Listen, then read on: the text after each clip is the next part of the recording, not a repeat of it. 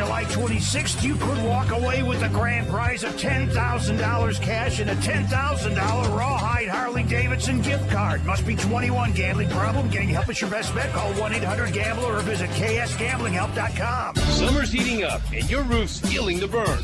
Scorching sun, sudden storms, and high winds can take a serious toll. Don't wait until the damage is done.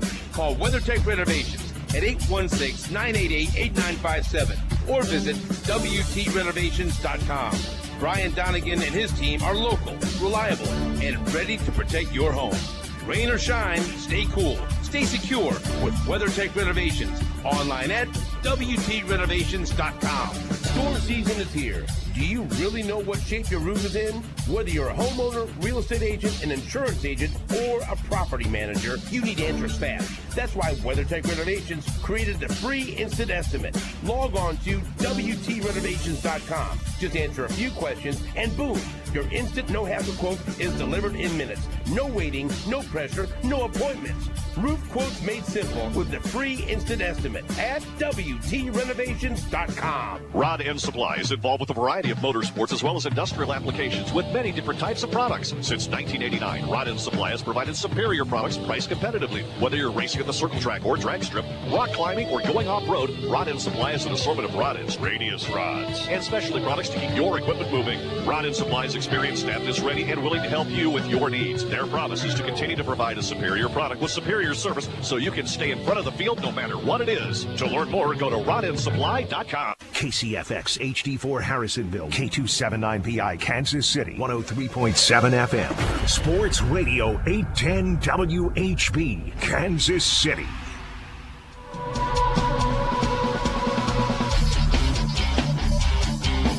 America's largest all-sports radio station presents the number one motorsports show for over 2 decades, Track Talk, brought to you by Rod End Supply and the Power Ride Midwest Lightning Sprints. Here are the racing boys, Scott Traylor and Kirk Elliott.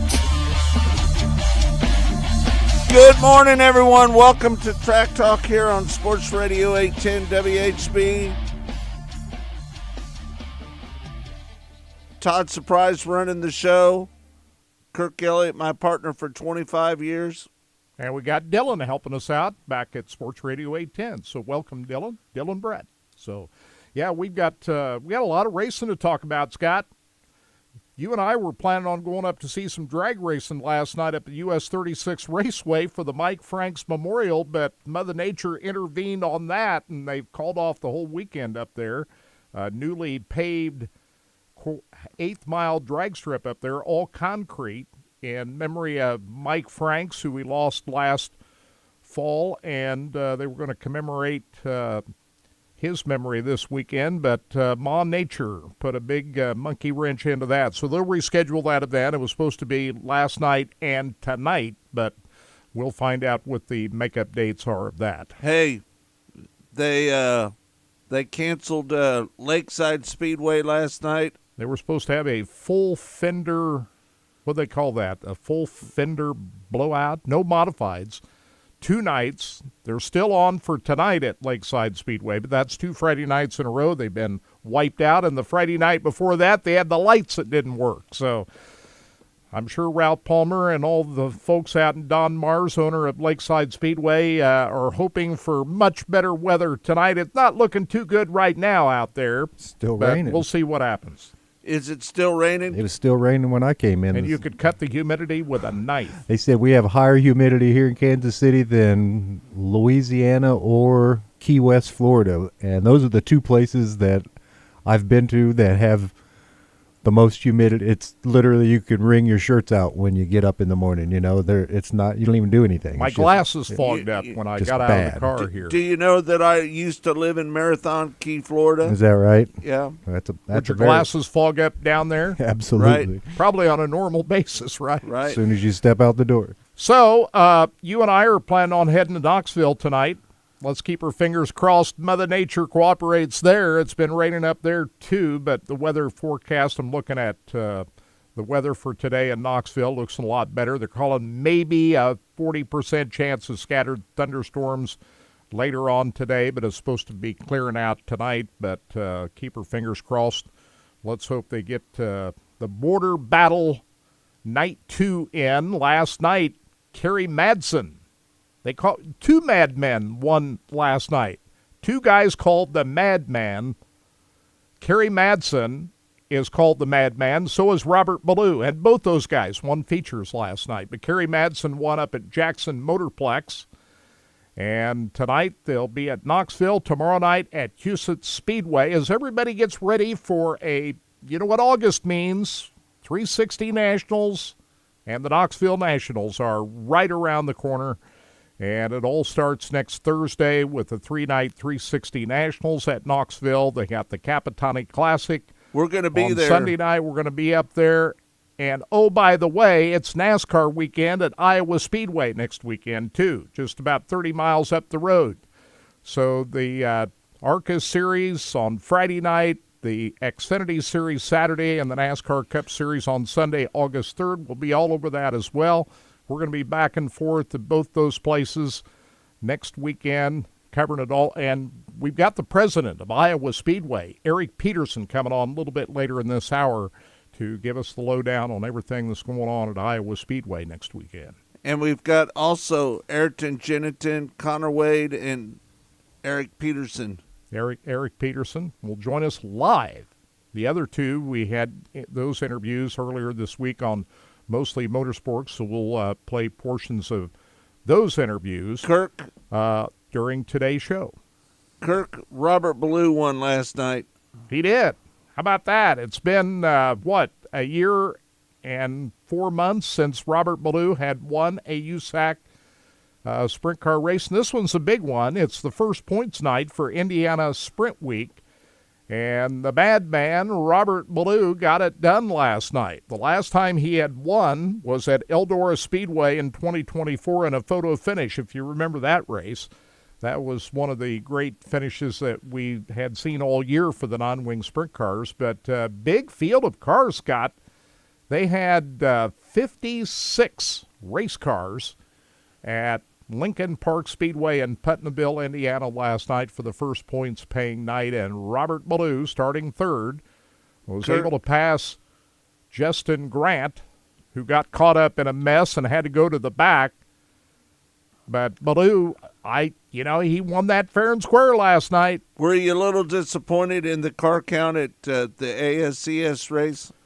They were at Owensboro, Kentucky, which is quite a ways away from where most of the racetracks at the ASCS National Tour races at. So that might have been part of it. I don't know how many wing sprint cars there are near Owensboro, Kentucky. A lot of those guys run the USCS series, and I think they were in action last night. So Owensboro, Kentucky is a little ways away from most of the racetracks they raced at. But it had a great crowd at Owensboro's Willow Speedway.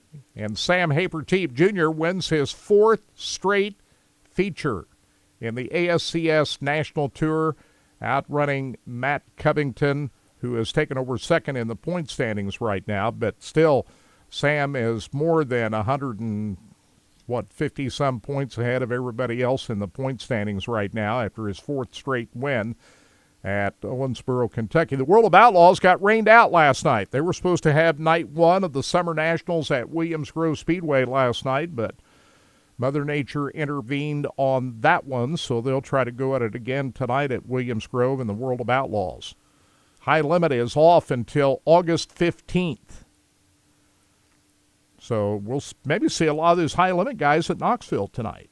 I'm not exactly sure who's going to show up. The top three in points have been laid up due to injury from Eldora last weekend. We told you about that earlier this week on Mostly Motorsports at Brad Sweet, who suffered a concussion at Eldora Speedway on Saturday night, has gone back to California to recuperate from that. He should be back in action, I would think, fairly soon, but Aaron Reitzel's going to be out for a while with a broken foot, and Tyler Courtney is going to be out the rest of the year after having back surgery. And all these guys involved in pretty wild wrecks at Eldora's Kings Royal weekend last weekend. Scott, that was a pretty crazy weekend of racing at Eldora last weekend.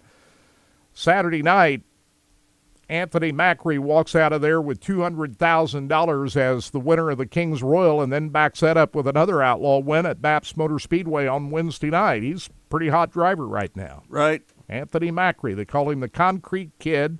He's from Pennsylvania, and this was by far his biggest win. He's won a lot of races in the last few years, but nothing bigger than the Kings Royal on Saturday night of last weekend. So Anthony Macri continuing on his great 2025 season after winning at Baps in Pennsylvania on Wednesday night. And congratulations to Carson Macedo. He's the winner of the Don Martin Memorial Silver Cup at Lernerville Speedway last Tuesday night. So, man, this is going to be a pretty competitive Knoxville Nationals this weekend, coming up in a couple of weeks, isn't it? Anthony Macri's on a roll.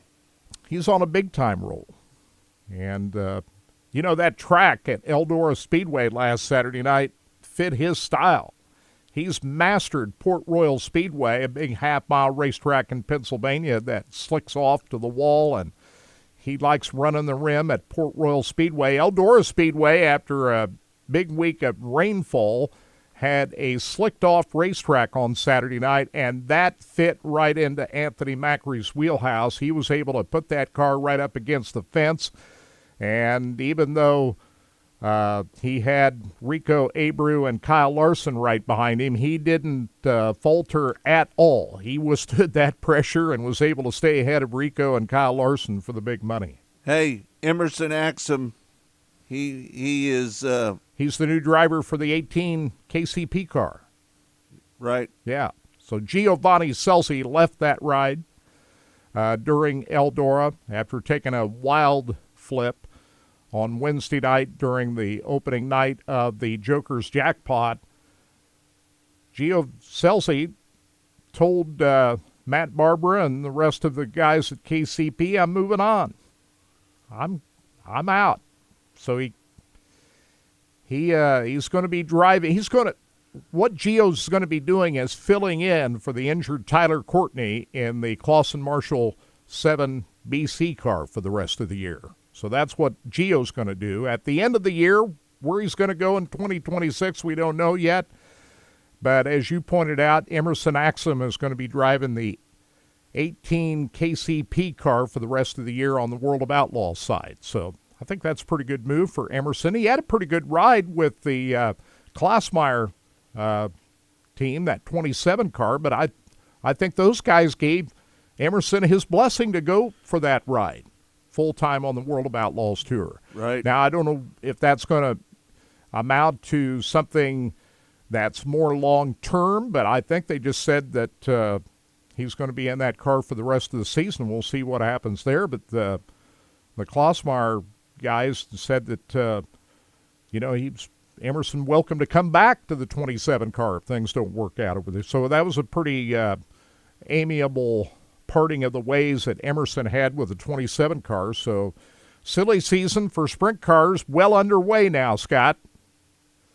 And, we wish the injured drivers the speediest of recoveries, Tyler Courtney and also Brad Sweet and Aaron Reitzel. We hope they get back very soon. But High Limit took a big hit with their top 3-point drivers all sideline, and they used these medical provisionals that we explained on Monday's show. And I don't know if I like that or not, Scott. I don't like it.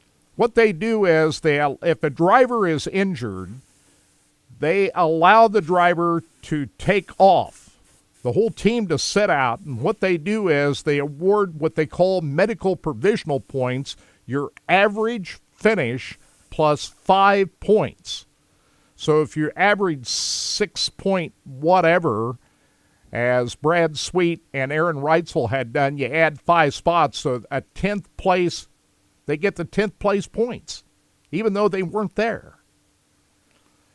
And I don't know about that, Scott. I get that they don't want injured drivers trying to race when they're injured, but you think that's fair?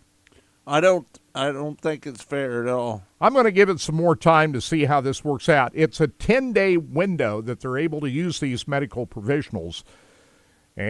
But the next high limit race is not until the 15th of August, and I would fully anticipate Brad Sweet back in behind the wheel of his 49 car before that. I think he'd be at Knoxville. But Aaron Reitzel, I don't know how long it's going to take to recover from a broken foot. I mean, I suppose there is a possibility he might be back by then, but Tyler Courtney, the 7BC car doesn't apply because they put a relief driver in that car. So you got Gio Scelzi driving the 7BC car, so the medical provisionals don't apply. But anyway, we'll see how that works out. But I've never heard that before, medical provisionals for drivers that, NASCAR has that. You remember Kyle Busch getting injured in an Xfinity race at Daytona some years back, and he came back and won the championship after sitting out of his cup ride for some months. So I guess the good thing is it doesn't encourage injured drivers to try to drive cars when they're injured. But on the other hand, is it fair to the other competitors to have somebody who's not even at the racetrack and driving get 10th place points? I don't think that's fair, Kirk. Do you? Right now, I say no. I don't think it's fair. But I'm going to give it some more time, and then we'll readdress this in a few months, and I'll tell you what I think here in the fall when it gets close to somebody winning a championship. At the end of the season, when the championship is on the line, we'll see how it goes. How about Corey Day? Last night, of course, we follow Corey Day's career because he's won a lot of sprint car races over the last couple of years. He's 19 years of age. And last time I saw Corey Day in action, he won the World of Outlaws race up at Knoxville. The last time I've seen him in person was when he won at Knoxville for the second year in a row in June, the World of Outlaws race, beating just about everybody. He finished third at the Knoxville Nationals last year. He won the Gold Cup Race of Champions 2 years in a row. That's $100,000 to win. Big crown jewel event out in California. He's a California driver.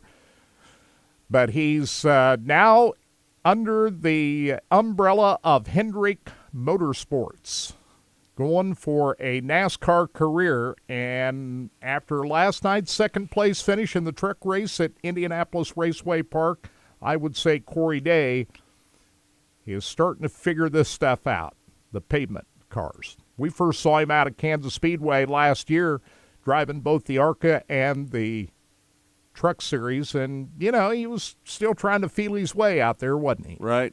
But he's learned a lot since then, hasn't he? Justin Grant won the Indianapolis Motor Speedway. That's the other big story of the week. They raced non-wing sprint cars at Indianapolis Motor Speedway dirt track. He kissed the bricks. And Justin Grant won the race. He probably should have won the BC 39 back right before the 4th of July holiday, but he was battling Jacob Denny for position in that race and got caught up in an accident, allowing Cannon McIntosh to win. But that was after Justin Grant won the preliminary race on the BC 39.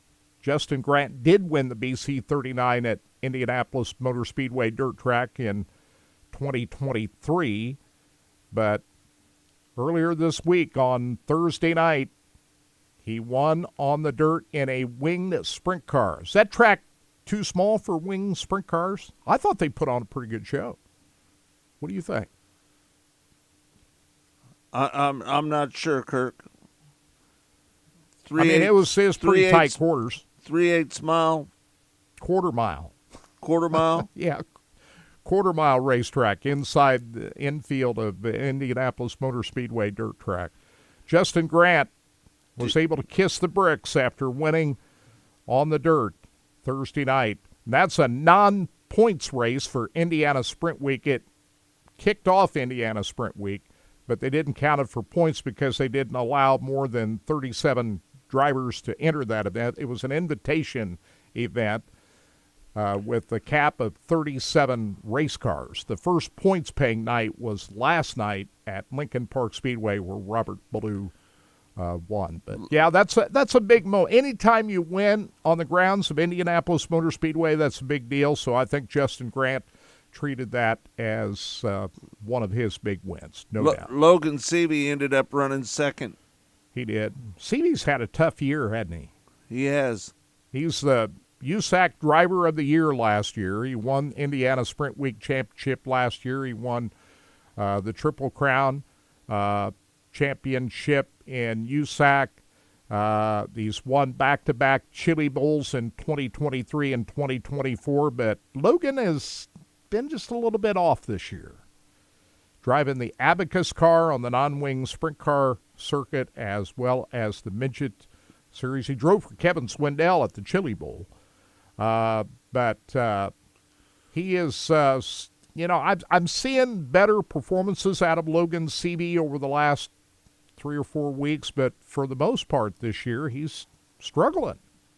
So we'll see if Logan can pick things up and maybe pick off a win or two during Indiana Sprint Week, but very surprising that he's not running better than what he's been. Robert Blue ended up running fourth. Kevin Thomas Jr. and Cale Drake ended up running out the top 5. Brady Bacon came from 13th to 6th.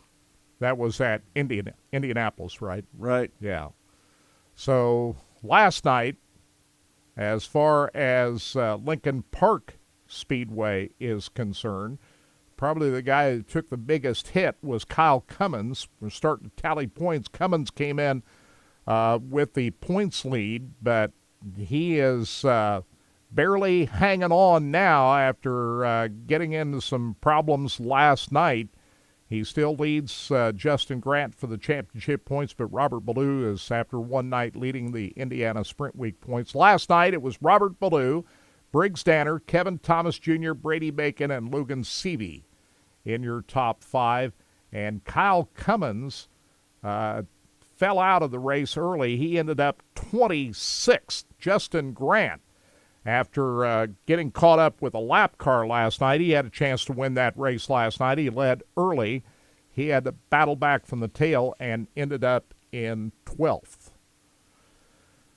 NASCAR at Indianapolis this weekend. We talked about Corey Dave finishing second in the NASCAR Truck Series last night. Lane Riggs was the winner of the NASCAR Craftsman Truck Series event at IRP last night. They got the Xfinity Series today at Indianapolis Motor Speedway. Connor Zilisch was the fastest in practice yesterday, and the Cup Series will be out to qualify. They were supposed to practice yesterday on the famed Indianapolis Motor Speedway yesterday, but Mother Nature intervened. They'll qualify today for the Cup Series Brickyard 400 going on tomorrow at Indianapolis Motor Speedway. Kyle Larson is the defending winner of the Brickyard 400. Who's going to win it this year? I'm not sure, Kirk. What do you think, Todd? Denny Hamlin's probably going to have a pretty good shot at it, but he's never won the Brickyard that's 400. right, but he's been on a roll here lately. He won last week at Dover. He's got 4 wins right now, Denny Hamlin. I think there'll probably be somebody that hasn't won yet. That's going to be my pick. Denny Hamlin would be that guy? Well, then? I'm talking about maybe nobody won that this year. Oh, nobody's won a race this year? This year. I think we might have a new winner this year. I mean, this week. So Ty Gibbs? That was what I was getting ready to say. Was he's really had a couple really good weeks. That's the grandson of Joe Gibbs. So I personally I think Larson will probably have a really good. What's race going now. on down at Lucas Oil Speedway tonight, Kirk? They got a regular race program down there, as far as I can tell. Chris Lucas Oil Jans Speedway says that he's going to go down to Lucas Oil Speedway tonight. That'd be a pretty good place to go to. I think the weather's going to be fine down there. All right, Track Talk is brought to you by Rod End Supply, featuring the Power Eye Midwest Lightning Sprints. When we come back, Ayrton Jennington's going to join us next here on Sports Radio 810 WHB. Track Talk. Rod End Supply is involved with a variety of motorsports as well as industrial applications with many different types of products.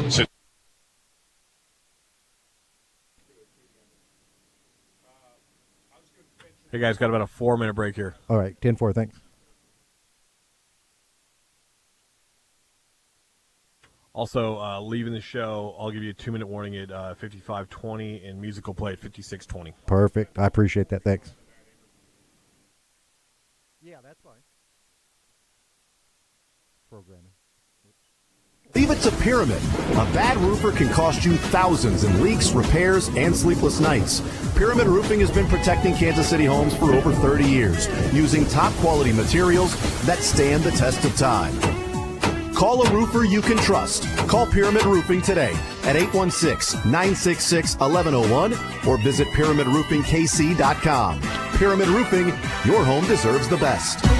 Does your website boost your business like it should? A business needs a complete online strategy. Digital Lagoon has been providing new or refreshed websites, social media campaigns, targeted ads, and website search optimization since 1995. Union Broadcasting has trusted Digital Lagoon for our website and printing needs. They created the website for our sister station, ESPN 1510, and we couldn't be more pleased. Give Jordan a call and let him provide a free analysis of your digital footprint. Contact him at digitallagoon.com today. At Aristocrat Motors, come get your new car paired with a great experience.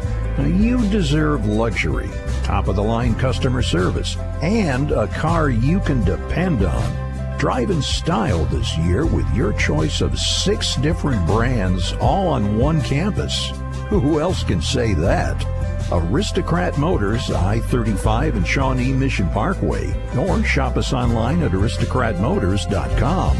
Rev your engines down to Hollywood Casino at Kansas Speedway this July for the $40,000 full throttle fortune giveaway. Earn entries all day, every day, with 2 times the entries on Tuesdays. Win big Saturdays with drawings starting at 5. Saturday, July 26th, you could walk away with a grand prize of $10,000 cash and a $10,000 Rawhide Harley-Davidson gift card. Must be 21. Gambling problem? Getting help is your best bet. Call 1-800-GAMBLER or visit ksgamblinghelp.com. Summer's heating up and your roof's feeling the burn.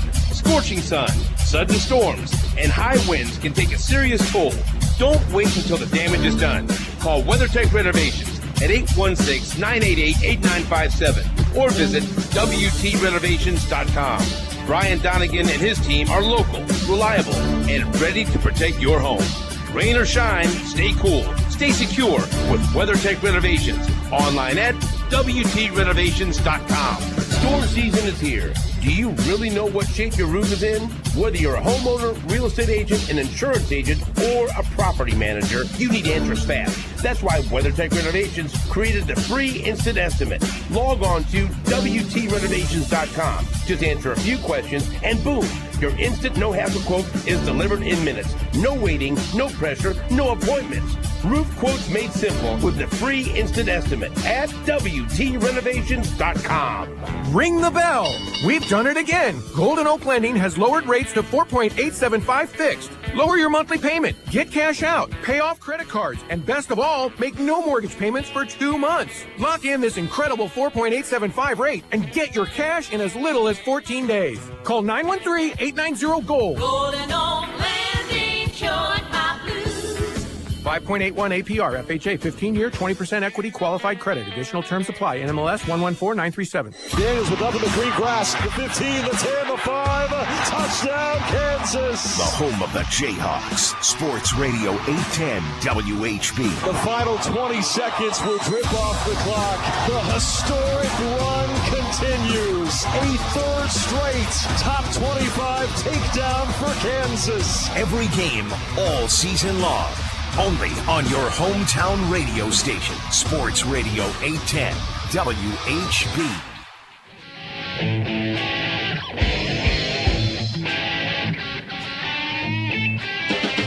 Welcome back to Track Talk here on Sports Radio 810 WHB. Hey, yeah, probably the best racing that we watched last night. I don't know if you agree with me or not, but the best racing I saw last night was the dirt late models at Fairbury Speedway out in Illinois. Great quarter-mile dirt track. I didn't watch that race, Kirk. Well, it's the Prairie Dirt Classic. It's a big crown jewel event for dirt late model racing. Pays $50,000 to win. They'll have that tonight. Remember, Bobby Pierce came from the back of the pack to win for the first time in that race last year. Dad won it like 5 times. But Bobby Pierce had never won that race until last year and came from the back to do it. He won one of the 4 qualifying features last night, along with Brian Shirley, Brandon Shepard, and Hudson O'Neill. Those 4 guys will start towards the front of tonight's Prairie Dirt Classic. You can watch that over on dirtvision.com. Power I 410 wing sprint cars were rained out last night at 34 Raceway in West Burlington, Iowa. They rescheduled that event for August the 29th. Ayrton Geniton comes in as the current point leader in the Power I 410. They'll be at Macon Speedway. That's a bull ring of a quarter-mile racetrack tonight. That'll be a wild show at Macon, Illinois tonight. But Ayrton Geniton won at Knoxville last week in the 410, his second career win at Knoxville. First time since 2022, so Ayrton Geniton coming through with a big 410 win at Knoxville. And we spoke with Ayrton Geniton earlier this week on Mostly Motorsports, and here's a little bit of that conversation. He picked up the win at Knoxville this weekend. Man, great job, bud.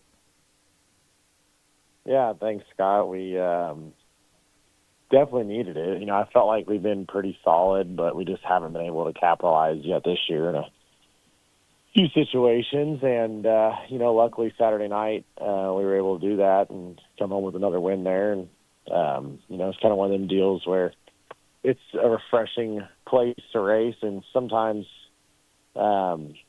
when you can have speed there, it translates to a lot of other places. How special is it to do it in your own stuff? Yeah, like when we did it last time, there's some other people involved, and, there's obviously nothing wrong with that. And obviously that win there the first time was really special, but, I feel like it needs a little more this year. The way we've done it and worked so hard and struggled there for, the last couple of years. And to finally get ourselves in a position like that, especially with our own stuff and getting it our way, it's definitely a lot more special. It's a lot more feeling like it's your baby than anything else. So that was definitely, really meaningful for us, and to show that the hard work we're putting in and the time and the effort's really paying off. And, luckily we were able to hire Scott Boner, since the deal happened with Paul and, him breaking his back and stuff. And, me and Scott have been friends, and I've drove for Scott before in the past, and, just kind of opened the door for Scott to come work for us. And, it's just kind of one of them things where Scott hadn't won there in a 410 before, and me and him have actually never worked there together in a 410 at all. I actually never worked there together at all before. So for us to, come out right out of the gate together at Knoxville and, win is really kind of insane. But, I think that just shows how good our relationship is, and then, what we can do in the future as a team. Hey, talk about Scott Boguski spinning out in front of you. Yeah, that was pretty insane. I don't know how I missed it. It kind of like in the video, everyone's like, man, you slowed down so much. I'm like, yeah, I slowed down because I thought I was going to get slid. And by the time I realized what was happening for him, and he was backing up the track and spinning out, I was so slow already.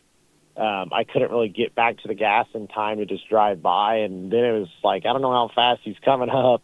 So I kind of was trying to figure out if I needed to go left to avoid him or go right to go around him. And, he stayed in the gas enough to kind of get his car slowed down where I could kind of judge it at the last second.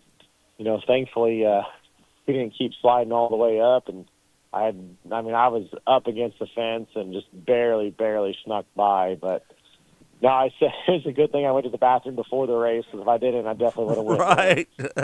How did that incident change your whole mindset? I mean, that changed the whole dynamic right there. It was a miracle that you missed him, but you made it through, and you still had a race to run after that. Just to talk about how different your mind was after that happened. Yeah, that was one of them things where, I was kind of just running out what I felt like was a decent, smooth pace, just trying to be consistent with my lap times. And, obviously he got a good run on me, and we raced for 2 or 3 laps really hard. And so I was kind of starting ready to really get pushing, and start pushing it harder and harder and harder. And I was kind of right at that point where it's like, all right, I need to turn it up and get going and get by Scott so someone else doesn't come.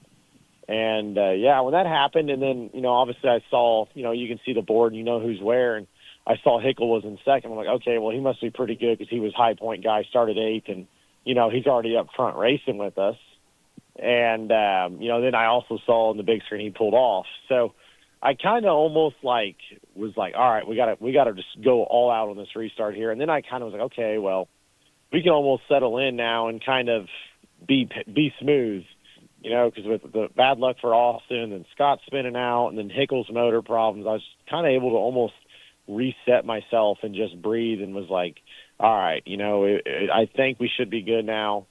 And it definitely had me on my toes for a little bit, and then I was able to kind of relax and just make clean laps and focus on keeping my tires under me. And really just it did change so much throughout that race with Austin coming, starting up there, getting a second, then he had his issue, then Boguski, then Hickle, and it was definitely an insane amount of sequences. And it just really, over there at Oskaloosa Thursday night with the Sprint Invaders and Scott's car, we ran second, and we didn't have any luck that night.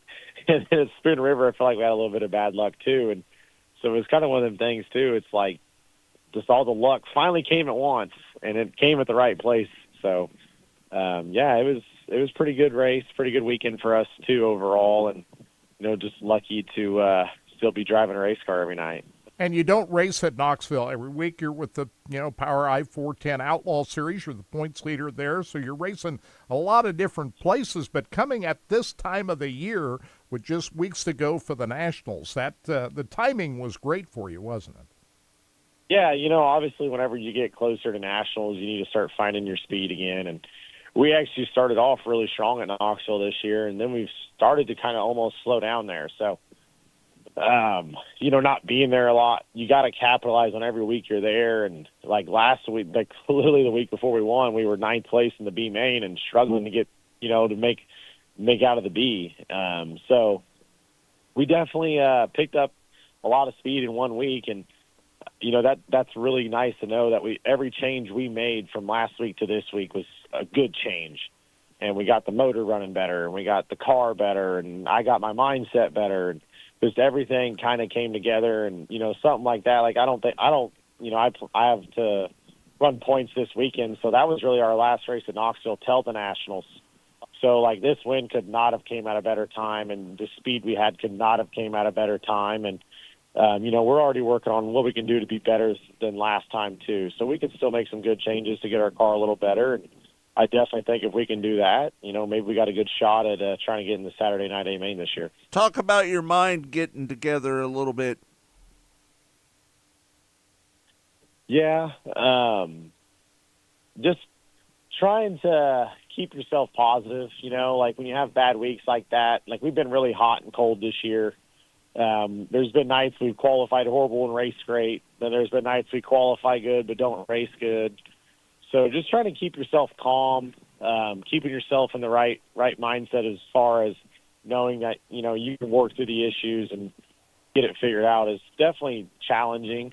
But then, especially for us, getting another guy to have every single night with Scott Boner is such a huge help. And it's someone I trust so much. And he's been supported me for so long. So, that definitely keeps your mindset in a better place. And he does a good job working with me and kind of telling me when I need to, do a little bit different stuff with the car and how I drive. And those little things like that just help keep my mind focused on just driving and not worrying about the race car as much. So, it's so huge to have a good mindset. And I definitely think my mindset now with having him turning wrenches and being there every night is definitely going to keep just improving as we get more and more comfortable racing with each other each night. So I definitely think, if we keep this up, we can, definitely keep bagging off some more wins and hopefully turn some heads. Well, this 410 Wing Sprint Car Racing's gotten so competitive. I mean, every year it just gets tougher and tougher all the time. And you've been there through the forefront of all this, so just the competition level is just really something to manage through, isn't it? Yeah, that's what's crazy is, we went to the MOA show at Spoon River on Friday night, and we're like, okay, everyone's like, the last time I was at Spooner, I think there was like 21, 22 cars. So it's kind of like, okay, well, that was this in 2021. Well, you fast forward 4 years later, and there's 38 cars at the MOA show, and you're like, Jesus, man, like, there's so many cars here. It's insane. And it's one of them deals, too, like you see it at Knoxville every week. They've only had one car count below 30 all year, and they've been averaging almost 38 cars a night, So it's kind of crazy to think cars there is, how many good cars there are, and there's so many people that just keep, either A, moving into the 360 stuff to the 410 stuff, so they're moving up, or there's guys that are, just staying around so long now, that are racing for so long. You're never losing people, you're always gaining people, and it's just making it one of them deals where that 410 class is just, you can't go anywhere and race an easy race. It don't matter what 410 race you go to in the country, there's going to be really, really damn good cars, and you're going to have to race them every single night. So I think we went on a stretch here where we ran like 6 races in a row with 40-plus cars. That's Ayrton Jennington on Mostly Motorsports. And we're going to have more from him exclusively hour 2 coming up a little bit later in the hour. I was just going to say, Carson McCarl probably was the big headliner last Saturday night at Knoxville. They paid $15,000 for the 360. Carson McCarl was the winner of that. We're going to have him on Monday's show coming up. Track Talk. Rod End Supply is involved with a variety of motorsports as well as industrial applications with many different types of products. Since 1989, Rod End Supply has provided superior products priced competitively. Whether you're racing at the circle track or drag strip, rock climbing, or going off-road, Rod End Supply has an assortment of rod ends, radius rods, and specialty products to keep your equipment moving. Rod End. Got about 3 minutes here.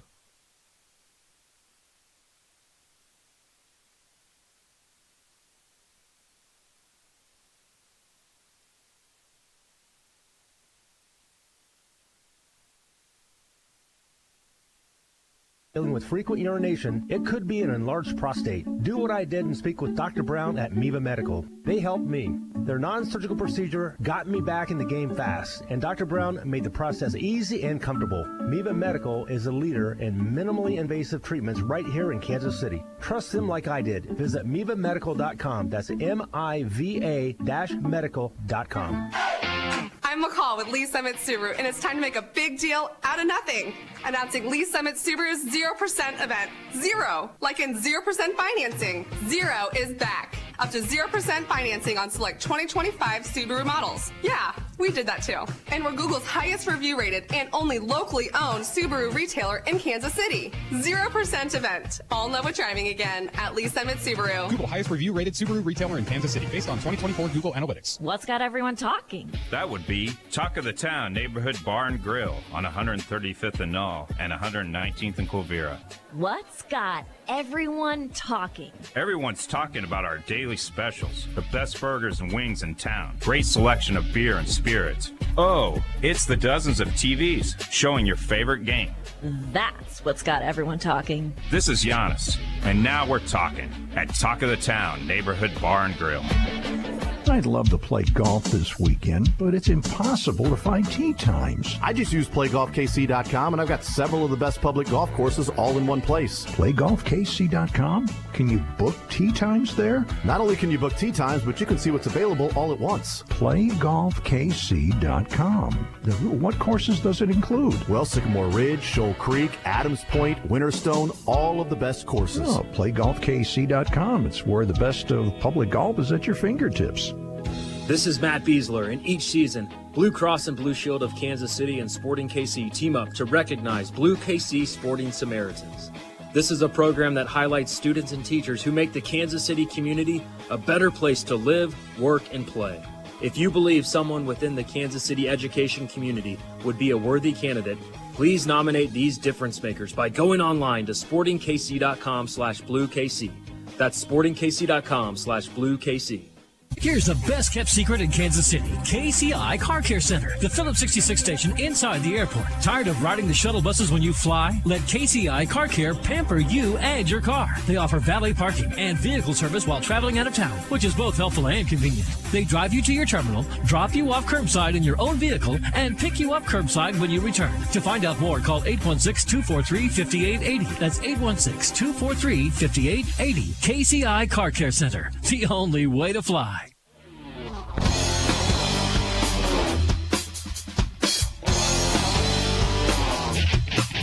Welcome back to Track Talk here on Sports Radio 810 WHB.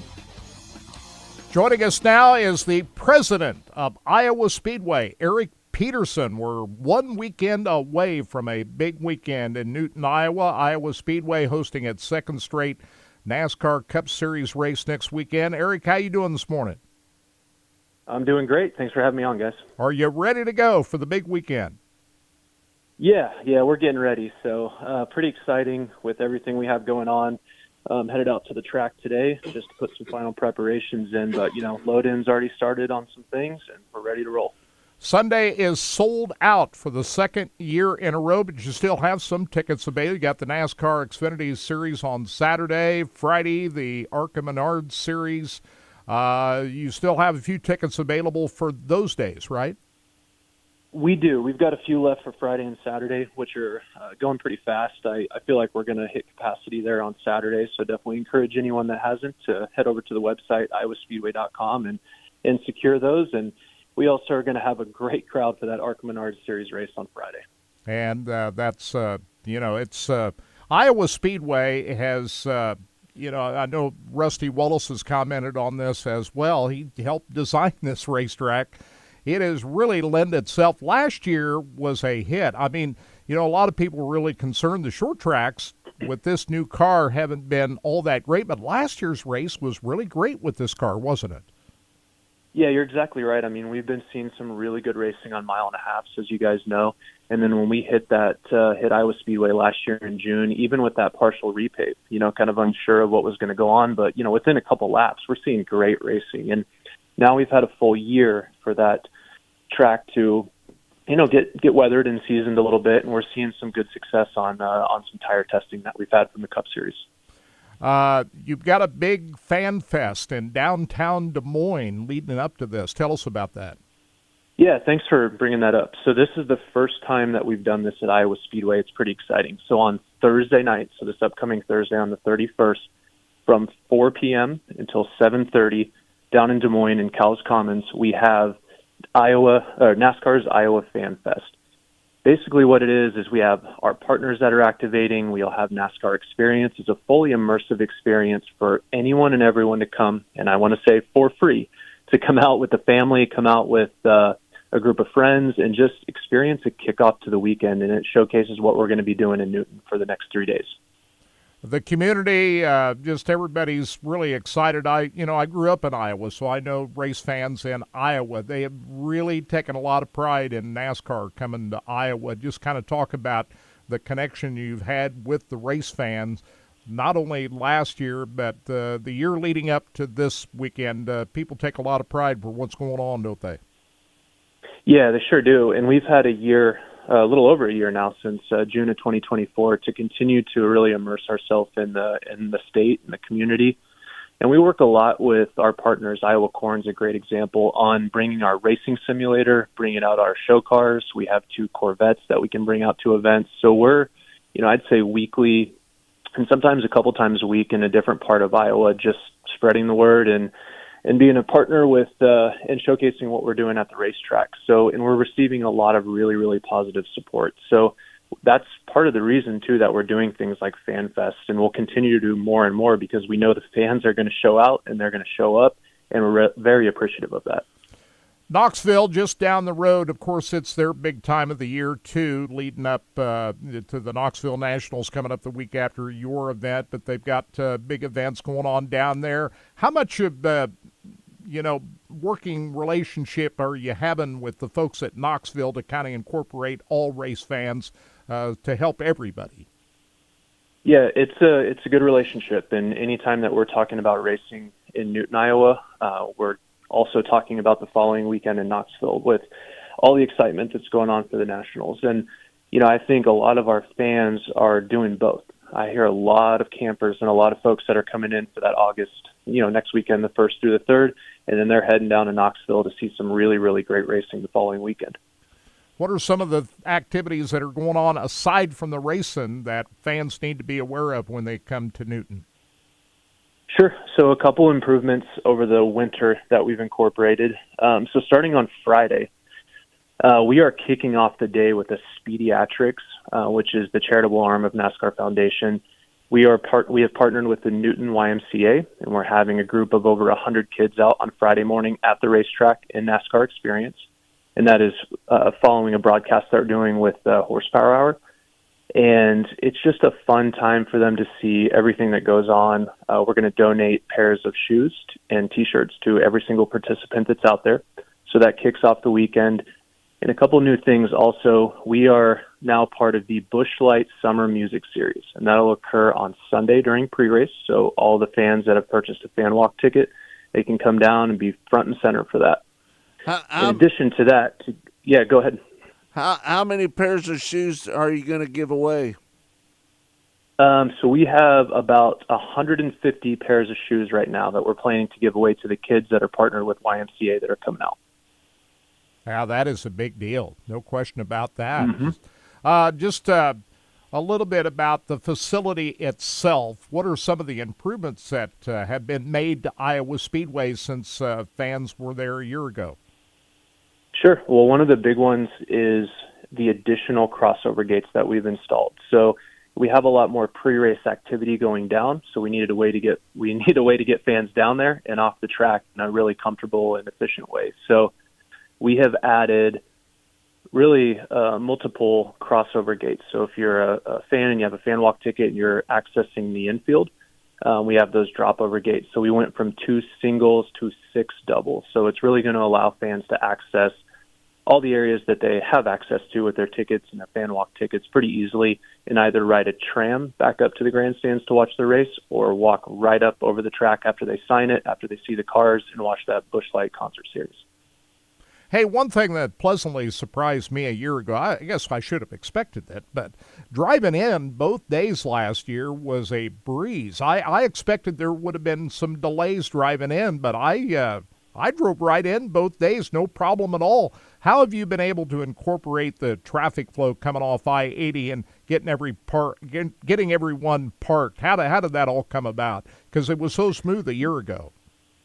Yeah, well, thanks. We work really closely with the state, with Jasper County and Newton PD as well on that. So we work on a state level throughout the year, actually, with Iowa law enforcement, where they do their training, a series of training days out at the track. So that relationship has existed for a really long time.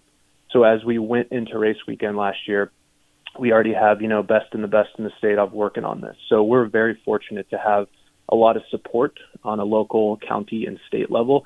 And we have been working pretty diligently in this off season to make sure that any minor changes that we've done with parking, so improvements to the parking, that will be reflected out in the traffic flow to make sure we're getting people in smoothly like 2024.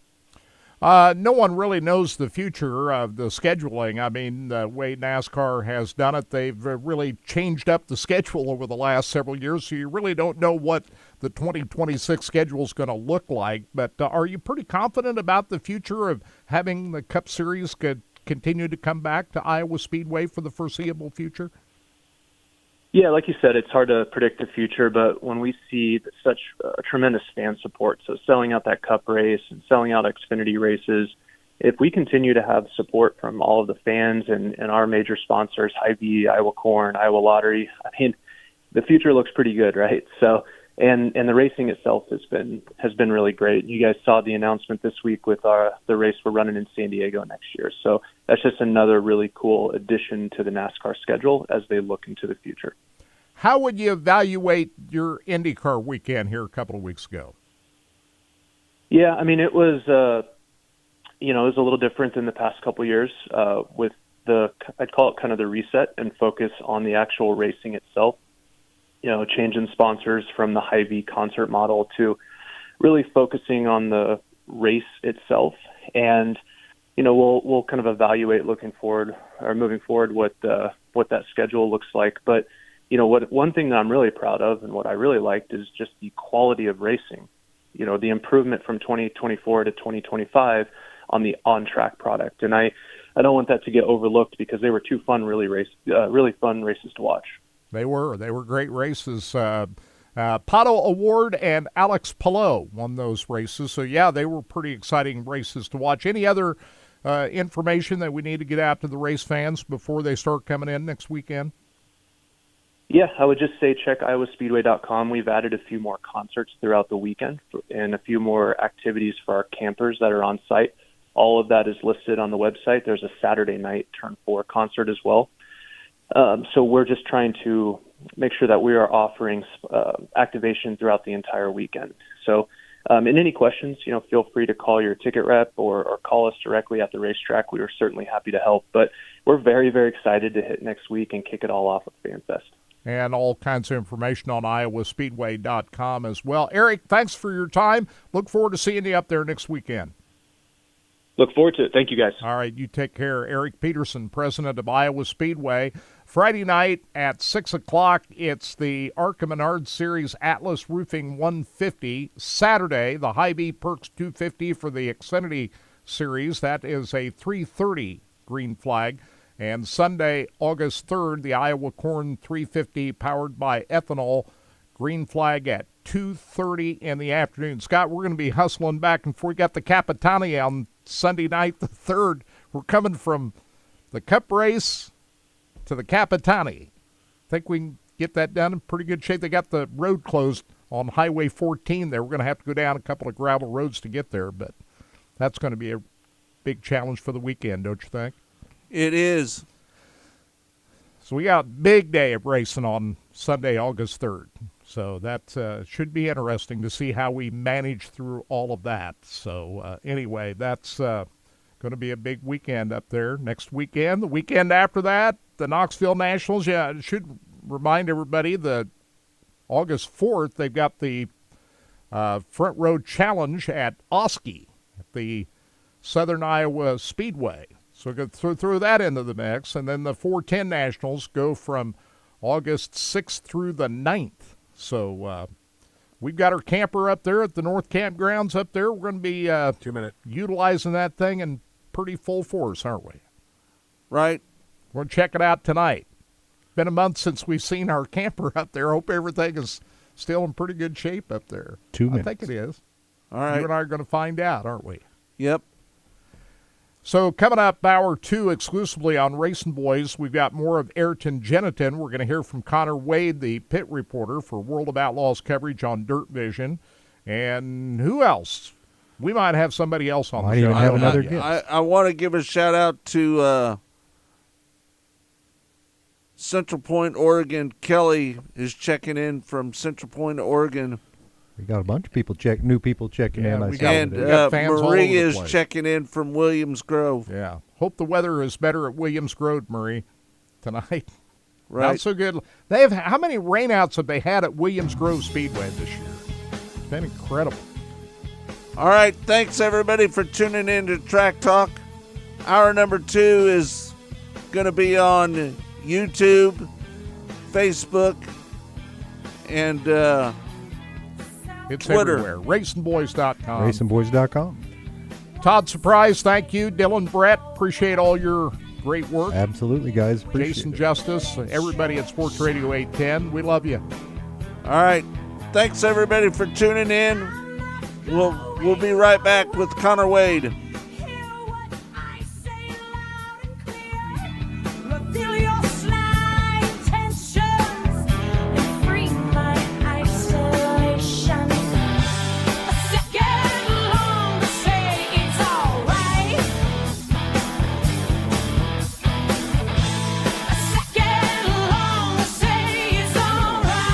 Rod End Supply is involved with a variety of motorsports as well as industrial applications with many different types of products. Since 1989, Rod End Supply has provided superior products priced competitively. Whether you're racing at the circle track or drag strip, rock climbing, or going off-road, Rod End Supply has an assortment of rod ends, radius rods, and specialty products to keep your equipment moving. Rod End Supply's experienced staff is ready and willing to help you with your needs. Their promise is to continue to provide a superior product with superior service so you can stay in front of the field no matter what it is. To learn more, go to rodendsupply.com. Summer is heating up, guys. and so Appreciate are it. the savings at Big O Tire. Right now through August 10th, get up to $200 in savings on select sets of tires. Whether you're planning a summer road trip or just need to upgrade your daily drive, Big O's got the deals to keep you rolling.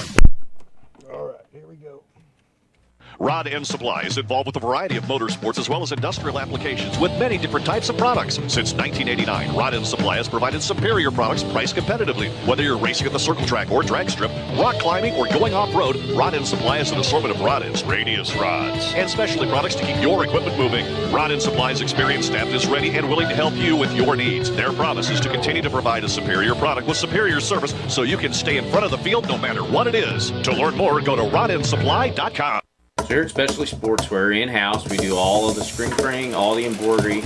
We do some vinyl. The other add specialty items like your pens, magnets, notepads, calendars. You can actually buy that, build your business to make it larger. We have the largest screen printing process and the largest embroidery anywhere around in the area. We can do stuff all the way from your school clubs to sports teams, a professional look in the office. If you can imagine it, we can do it for you. From the circle track to the drag strip to off-road racing, Rod End Supply has been keeping their customers at the front of the field since 1989. Whether you need rod ends, tubular rods, or specialty products, Bob Douglas and his Rod End Supply staff are always ready to help you with your needs. You can visit them on the web at rodendsupply.com or call them at 800-284-2902. That's 800-284-2902. Rod End Supply, keeping you at the front of the field. What's up, everybody? Welcome to Sabres 33 RLP. Let's go take a tour. Coming into this animal, we're going to take a trip back here to the feature of this trailer, the deck. Check it out. It's awesome. It's 4 by 10 feet. You can dance on this thing. Boom! Check it out. It's pretty nice. And then coming to the back of this thing, you got a 75-inch TV. It's huge. 60-inch fireplace. It's nice and big, keep you warm. Then you got an ottoman that converts into a table, if you will. Maybe some TV trays. Then this hide-a-bed that I'm pointing at, it comes out and folds into like a king-size bed with storage in the corner for all your linens. Great little addition to the trailer. Your dinette, of course. Then you're gonna come around to the kitchen with the tic-toc sink. It's got the spritzer and the waterfall and all that stuff. Residential style refrigerator. It's got the microwave and the oven that's residential as well. Big old pantry over here with motion detected lights, coffee bar, and then coming up to the bedroom, you'll have the bathroom first, nice and spacious with a seat in it for them ladies. And then we got the king size bedroom with washer dryer hookup. I'm telling you, this is a home run for a couples coach. Come and see me, Kyle Walker. When Steve died, the outpouring of love was amazing. These dollars had come together to support us, and we realized, no, we didn't want to use them for us. We wanted to use them to help others. The foundation has done so much for so many people. It helps any family that has somebody, whether it be a crew member or one of the drivers, that get hurt. We can help them to get through the situation. I was injured in a non-wing sprint car accident that broke my neck and left me with a spinal cord injury. I was in the hospital 8 months, and that got really, really expensive. So having that extra help to help push me and my family forward was a big deal. Yes, Steve's death is the reason the foundation exists, but it's Steve's life, and it's the lives of racers everywhere, is the reason we're able to do the work we do.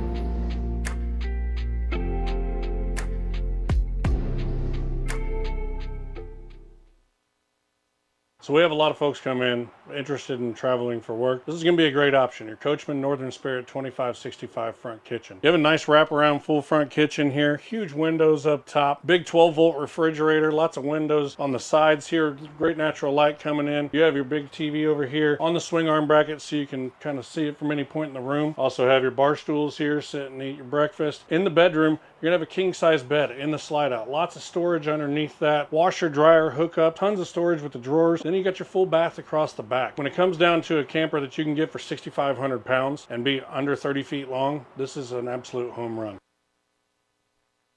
Race fans, the National Sprint Car Hall of Fame and Museum is open 7 days a week, year-round, for you to come in and check out all of the wonderful race cars on display in the museum. And our online store at sprintcarstuff.com is open 24 hours a day for you to check out everything that we have in stock for sprint car fans. Whether it's for a birthday, anniversary, or Christmas, sprintcarstuff.com has it all. That's at the National Sprint Car Hall of Fame and Museum in Knoxville. Go harder, faster, stronger with Rod End Supply. Whether you are running industrial, farming equipment, or a race car, Rod End Supply has the assortment of rod ends, radius rods, and specialty products that will help you lead the field in performance. Our superior design means our rod ends last longer and perform better, giving you the edge on the track and saving you money. Contact Rod End Supply or order online today at rodendsupply.com. We don't just sell them, we race them. rodendsupply.com. Serving the racing community for over 30 years. Hey everybody, this is Larry the Cable Guy. You are listening to RacingBoys.com, and if you're not, I swear to you, get in your truck or do something, but get the hell out of this country, because you don't belong in it if you don't listen to these fellas.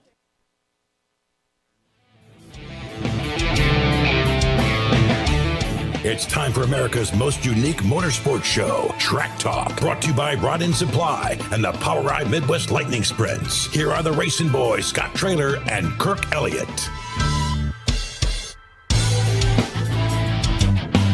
Welcome back to Track Talk here on Sports Radio 810, RBN, the Racing Boys Broadcasting Network.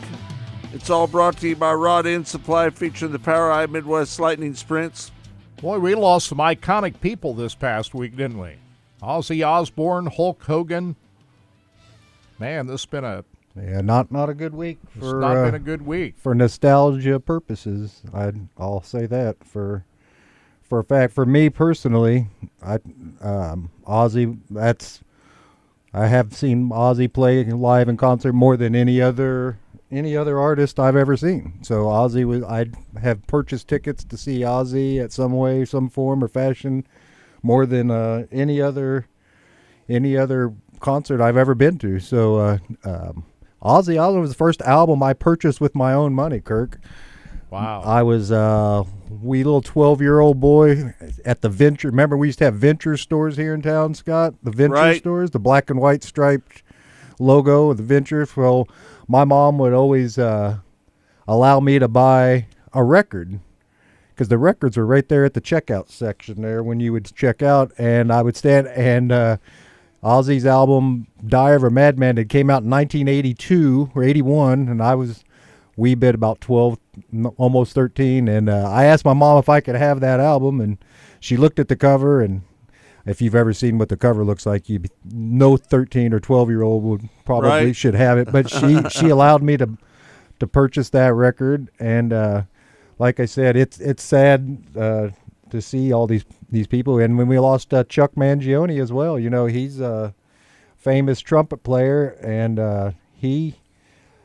him alone. A lot of people are saying, you know, that the music world lost quite a bit, you know, this week in the acting world, and then you had Hulk Hogan pass away, which was, you know, you can say what you want about wrestling or pro wrestling, but that guy could go to any country in the world and be recognized. Be recognized, and when you're that recognizable, I don't care if you don't like wrestling or that wrestling wouldn't be what it is today without a Hulk Hogan. No, it's like you said, it's a different type of thing.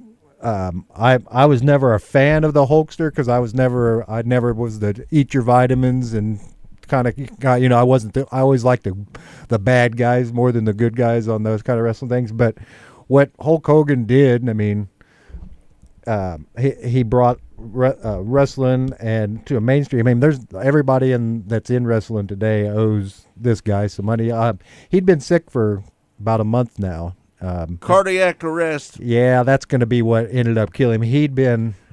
You think it's because of the steroids? No, I believe... Well, Pretty sudden, wasn't it? Yeah, he'd been in for the last month though, guys. I'd heard Bubba the Love Sponge. Him and those guys were buddies for a long time. Matter of fact, they had a falling out and had to have a lawsuit settlement. But he talked about how he thought he was in pretty bad shape. So, yeah, it sucks. And then we lost Malcolm Jamal Warner, who, that guy who.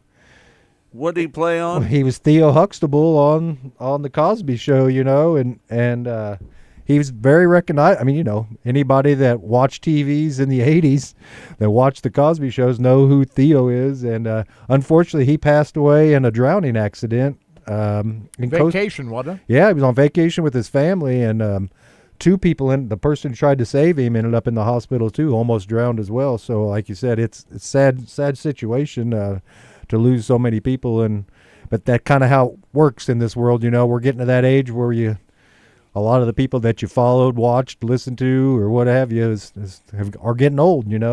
Unfortunately, Malcolm wasn't old; his was an accident. But poor Ozzy, he'd played that concert, and I don't know.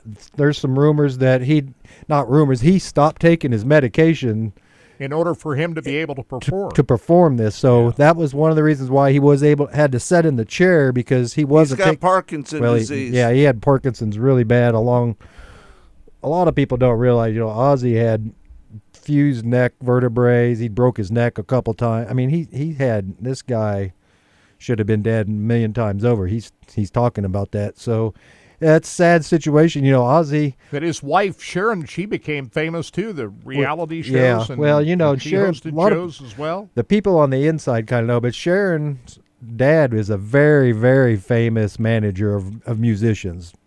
Don Arden is his name, and he was a very heavy-handed manager of musicians in the days, and he managed Black Sabbath. And that's how, when they kicked Ozzy out of Black Sabbath, Ozzy moved into a hotel room. Well, he had no money because he'd spend it all on drugs. Well, Don Arden knew that there was still something that Ozzy had in him, so he put him up in this hotel room, and he basically almost drank and drugged himself to death. And Sharon said she'd go by there to check on him once a week, and the place would be littered with pizza boxes and alcohol and just people in and out, and she stuck with him and managed to get him a solo career and got it kicked off, and the rest is history. But Ozzy, as well as Hulk Hogan, those guys crossed more than the boundaries that they grew up in, or what they were famous at.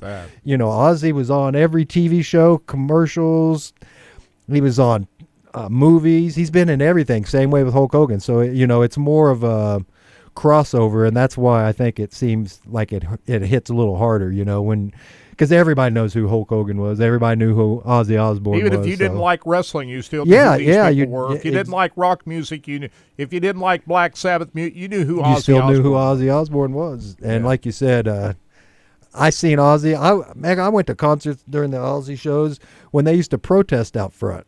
And they would tell you you shouldn't be coming in here. This is the devil's music, and so I was there, and now he was a beloved figure, and so it's been a rough week for guys out there, and like you said, Kirk, this is what it is as we follow people as they get older. I guess that kind of happens, but and this didn't happen this week, but a week ago, the great Connie Francis passed away at the age of 87. She was one of the great singers and actresses wrote a lot back in the day. Had some pretty good songs, and had some issues in her personal life that they dealt with too, if you go and read a little bit on their Wikipedia. But yeah, big week of celebrity people passing away this month. And like you said, let's get to August, and hopefully August will be a lot better for us all, right? Right. It's going to be a hot one out there now.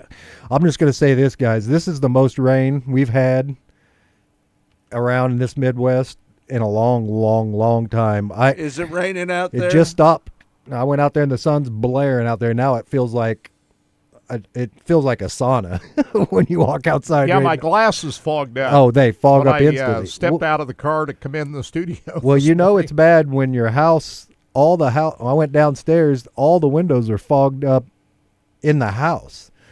So it just tells you how Yeah. much moisture and heat's outside with the cool air on the Crazy. inside. So yeah, today Lakeside, they did everything they could to get that race going, but there was no way that they were. How can they be able to run tonight? I don't see how that can Well, happen. here's what I'm thinking is I don't think we're going to get rain the rest of the day.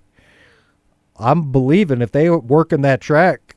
Now, we didn't get as much rain as you got, Kirk, in Independence. We only got about 1.2 inches yesterday, or the day before, sorry. Whereas they were having water rescues, Kirk, over there by your house. I saw 23rd and 435 and Winter Road, a couple places. They had some water rescues they were going on there the other morning. So they didn't have quite the rain that we did. It was just a constant barrage of wetness. But they had pumped out the water of the infield too, and then the new rain came again. So like you said, from what I hear, everything's still on for tonight.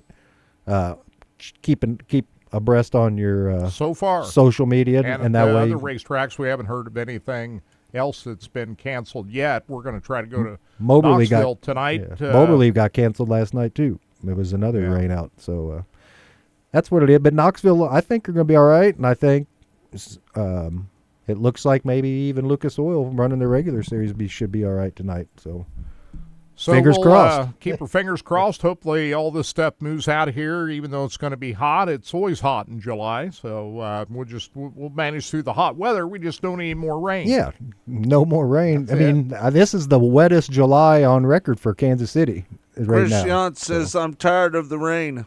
Yeah, everybody is. I mean, a year or two ago, we were praying for rain. That's right.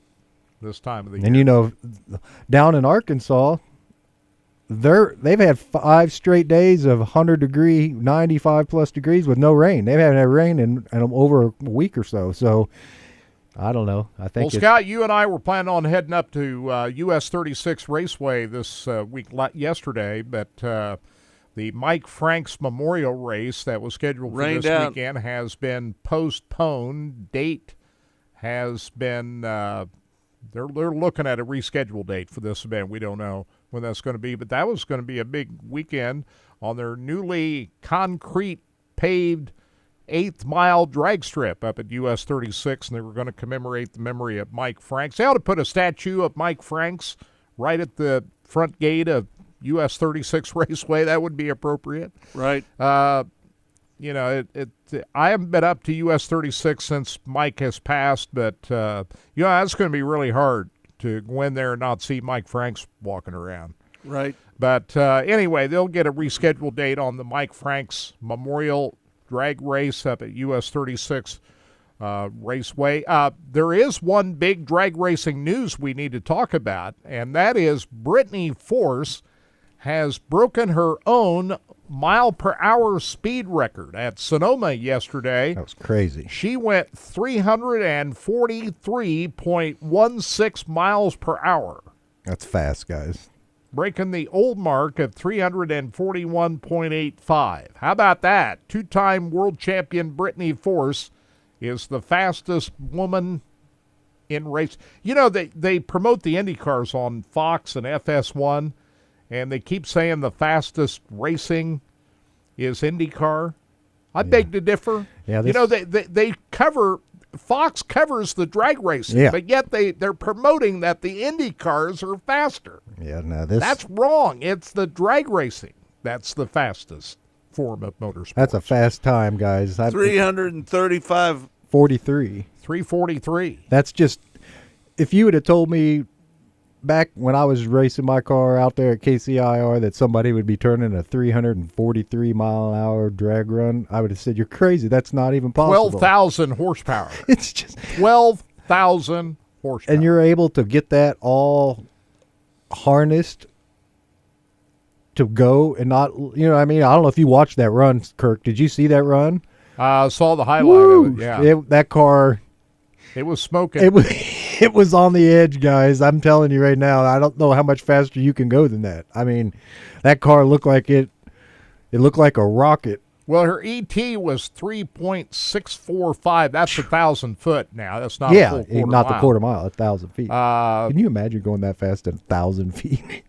That is That's crazy. just nuts, guys. Well, they've got the NHRA event, the Sonoma Nationals, the Denso Sonoma Nationals this weekend.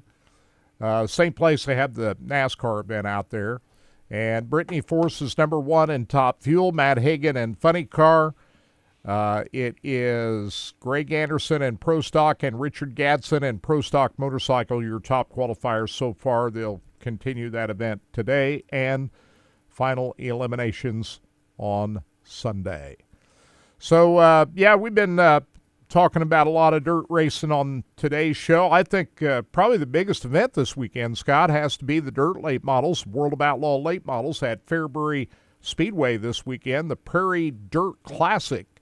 And as I was watching all the races last night, I'm thinking to myself, okay, what's the most entertaining racing we're watching right here? I would have to say the late models at Fairbury, number 1, and Indiana Sprint Week at Lincoln Park, number 2, as far as entertainment value. How would you see it? You watched a lot of races last night. What do you think? How would you rank them? I would rank... Everybody's saying this late model race was pretty damn good. So I mean, the track prep that they do at Fairbury Speedway is just unbelievable. I know there's a guy by the name of Matt Curl, and he's got a great team of track prep guys there at Fairbury Speedway. And you know what? I watched a lot of video races. I've never been to Fairbury Speedway, but I watched a lot of video races in there. And that place never fails to deliver. Never fails to deliver. 78 cars up there last night. That's pretty awesome turnout. Well, they didn't have one overall feature event last night. They had 4 qualifying feature events. So what happens is the top 3 of each of these 4 qualifying races transfer to tonight's main event. So we have qualified, 3, 6, 9, 16 cars so far, because the top 3 in each of these 4 races qualify, and the winners all will start in the first 2 rows of tonight's feature event. So you had Brian Shirley, Bobby Pierce, Brandon Shepard, and Hudson O'Neill, who's not driving the SSI car this weekend. He's in the Kevin Rumley number 6 this weekend. And that's the same car that Kyle Larson drove to the Prairie Dirt Classic win in 2021, and Jonathan Davenport drove that car in 2015. So if Hudson O'Neill was able to take the Rumley 6 car to victory lane tonight, that would be the 3rd time with 3 different drivers that the Rumley car would be winning. But I'm sure Bobby Pierce is pretty happy he don't have to start at the back in tonight's feature. And it was pretty surprising that he had gone until last year not winning the Prairie Dirt Classic. That's the first win that he'd had. His dad won it 5 times.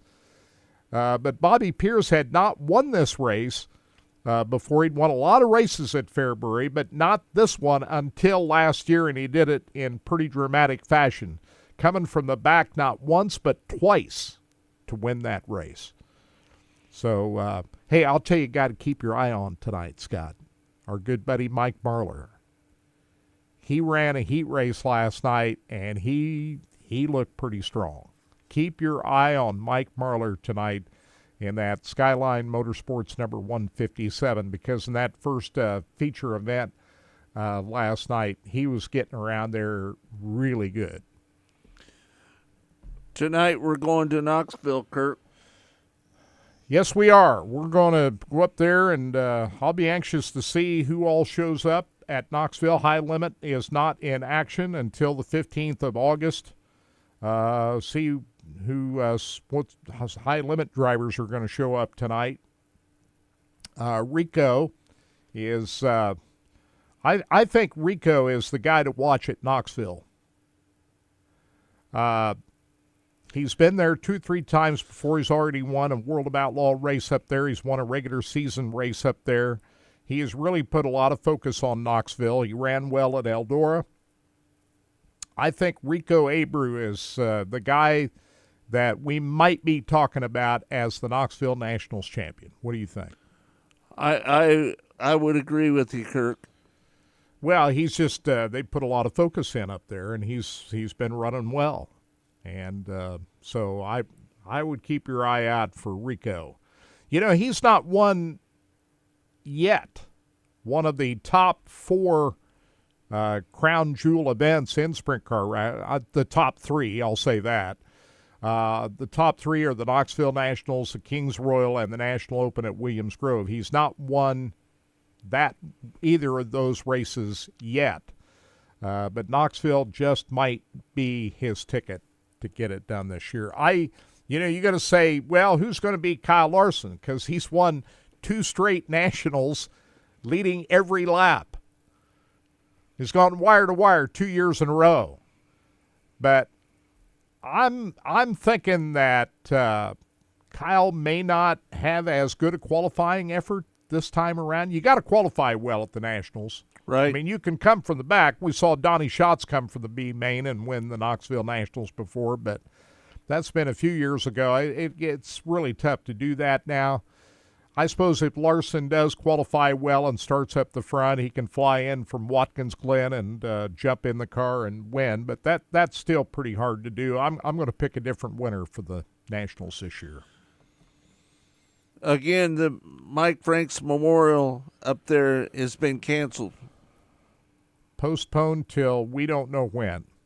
So, but anyway, I was anxious to get up there, take a look at that new concrete drag strip they got up there. They just finished the repaving of that. Oh, by the way, we were talking about Lakeside a little bit earlier. The lights are working now, I'm told. They got the lights fixed. And there was some rumor going around last week that the reason they pulled the plug on Lakeside last week was not because of the rain, but the lights. Well, Lakeside Speedway put a post up on their Facebook, call the track, don't believe everything you hear. Right. Didn't they say that, Todd? They put up a post that just don't believe everything you hear. I mean, obviously, social media is social media. We know that. So people are just going to start. But they did fix the lights. Yeah, and they had them up running for more than 2.5 hours, 3 hours in the rain. They took your advice and put it up live stream. That's what I told them. I said, you guys, I mean, I don't know if they listened to me or not, but that was my advice. Well, you got to give the fans confidence that the lights are going to work. Absolutely, and they were up. I don't think they had an issue with them, and they said that they were getting the water pumped out the next day. It's just the problem was, once you get all that water pumped out, and then the skies open back up again, there's not much you can do about that, guys. We know that. It's even the Royals got rained out. Yeah, and that was kind of strange too. I was sitting there listening to that pregame, Kirk, and the pregame's taped, and they went to a spot. It was kind of like how we do sometimes with our interviews, Kirk. They waited for a spot in the interview to find a place to stop, and they broke in with live. Hey, this is the wrap up.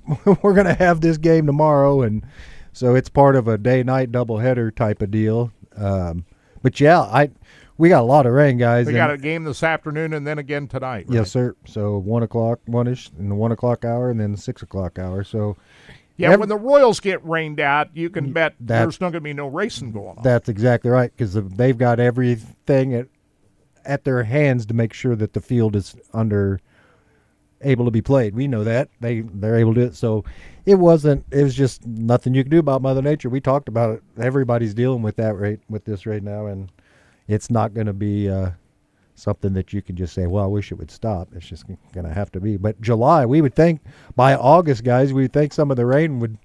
I mean, my grass is pretty damn green. I'm just going to go out and say it. Last year I was dragging hoses around trying to keep my grass from dying in my front yard, and this year... here's what's got to happen. We get all the rain out of the way this weekend, and then it's going to blaze, right? Next weekend and the weekend after that at Knoxville, it's going to be sunny for 2 weeks. We don't have to worry about rain at Knoxville, right? So we get all the rain now. That's what we're counting on. Does it mean we don't have to worry about it during Knoxville or, the Iowa Speedway weekend next weekend? Fingers crossed. Let's hope so. We don't want to deal with any rain in Iowa the next 2 weekends. We've got we got part 2 of Ayrton. Yeah, we're going to run that. Or we're going to run Connor Wade first. Let's finish that Ayrton Jennington, and then that way we got that knocked out of the way there. That'd be a good one. So Ayrton Jennington was supposed to race last night up at 34 Raceway up in West Burlington. They got rained out. The Power I 410 wing sprint cars. But you know what? That just gives him a little more time to celebrate his win at Knoxville last weekend. You know, Absolutely. He won his second career 410 race at the Knoxville Raceway last weekend. Monday on Mostly Motorsports, we talked with Ayrton Geniton. Here is part 2 of that conversation. This weekend, you're going to be at 34 Raceway at West Burlington, Iowa. That's a great racetrack. And then you're going to a bull ring at Macon Speedway on Saturday night. Talk about this weekend, going to those 2 racetracks. Yeah, obviously Burlington, I've raced there a couple times, and we've been pretty fast there, and I feel like I've just kind of missed a little bit on the setup or just haven't had the luck I've needed. But, Burlington's one of them places where, my grandpa really cut his teeth and raced a lot. So that one's really special to me. And then obviously Scott, his shop is literally less than a mile from the racetrack. So we definitely have Burlington circled as the track we definitely want to get a win at, especially, coming up Friday night and try and, work on getting our points lead extended. So Burlington I'm super excited for. I definitely think we'll be fast. We were really good there the first time, and I think we can be even better this time. And then, Macon, that's just a whole different animal. I've raced micro sprints there, and so it's kind of crazy to be like, man, like this is going to be some, tight racing, and you got to kind of adjust your mindset because, when you're at Knoxville, you got so much room and the speed is so fast and how you drive the car is so different than what we're getting ready to come to on Saturday night at Macon. So, we just got to, obviously that's one of the things too. I'm really glad Scott's working on our car. He's been fast there in the past with Paul, and they've won races. So knowing that I'm going to go there with someone who knows how to get the car right and get me going is going to be huge too, and really has boosted my confidence for Macon. So right now the weather doesn't look too great for Saturday night, but, hopefully we can get it in and just have a good, clean night there and maybe try and go get 2 more wins. Boy, that was a tough crash Paul Nienheiser was involved in. How's he getting along? Yeah, Paul's, he's still in the back race and stuff. He'll have to be in that for a while, but, he's obviously getting better day by day and stuff like that. But, yeah, it was just a super unfortunate deal for Paul and Scott, especially when they were leading, So, but, yeah, it was just one of them deals. It's so crazy to think it's like really the last couple weeks.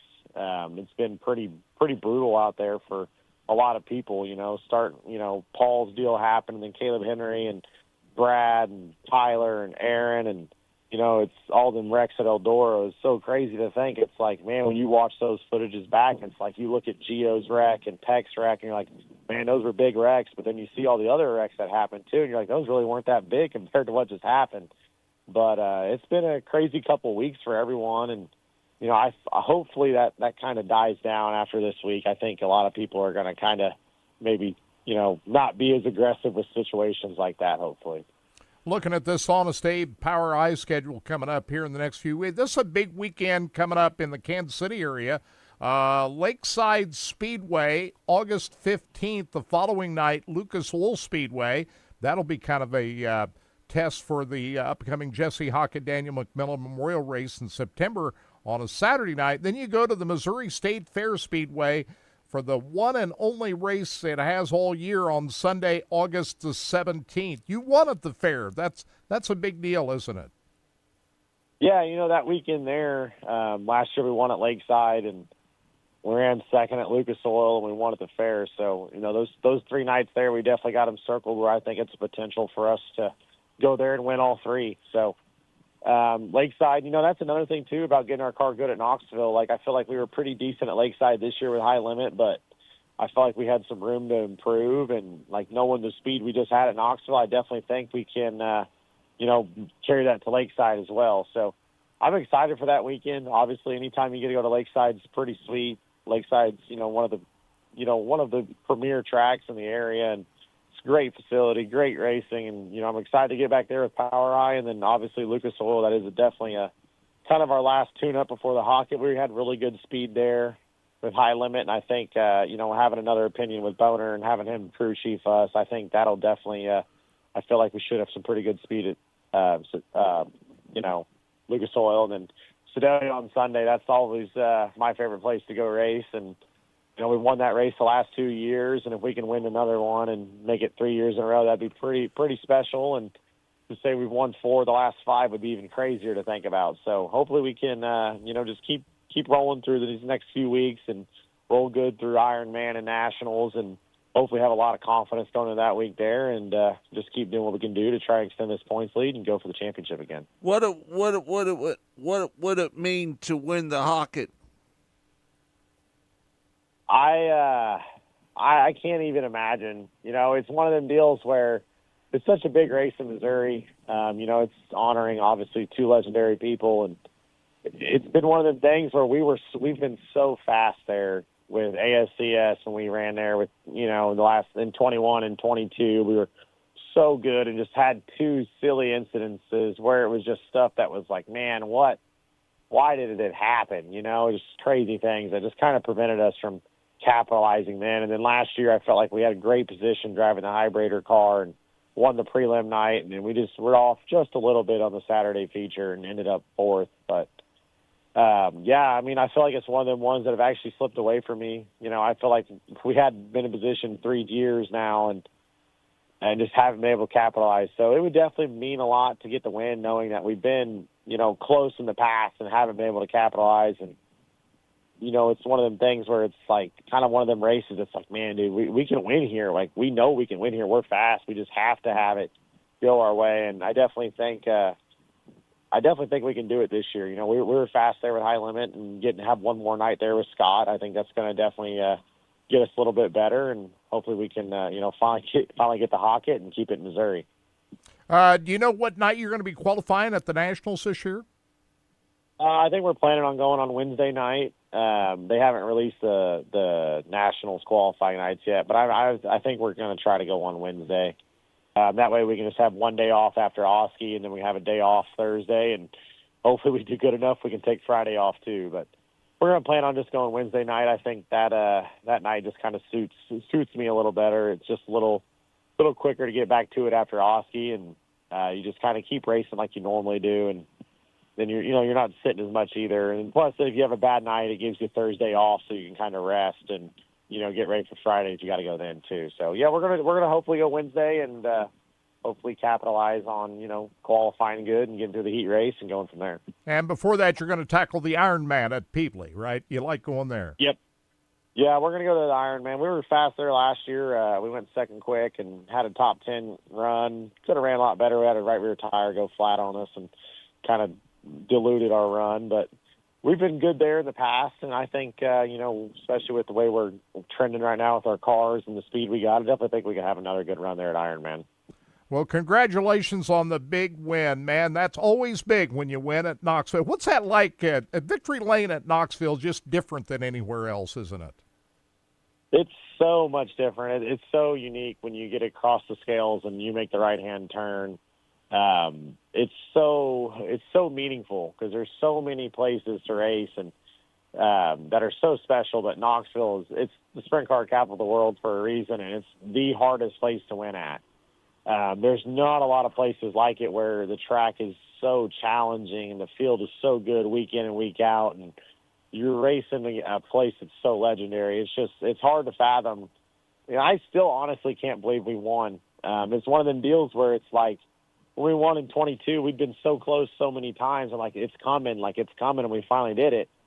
And I was like breaking through the door, but then it's like we just struggled the last 2 years, and it's like the door just felt like it wasn't even there for us. So it's kind of a crazy feeling knowing that's why it's so surreal. Is like, well, I didn't think we were going to win. Not saying I don't think we're going to win every night we race, but it's one of the deals where it felt like it wasn't going to come just with the struggles we'd had and the speed we'd been lacking. And so to do that when we did it and at a place so special, so meaningful to so many people, and the momentum it makes you have going into any other racetrack in the country is unreal. So I think it's one of the greatest places to win at, and hopefully we can, keep winning there. So what did you do to celebrate? Did you go with the dingus, or, well, you had to celebrate a little more than you normally would after a win?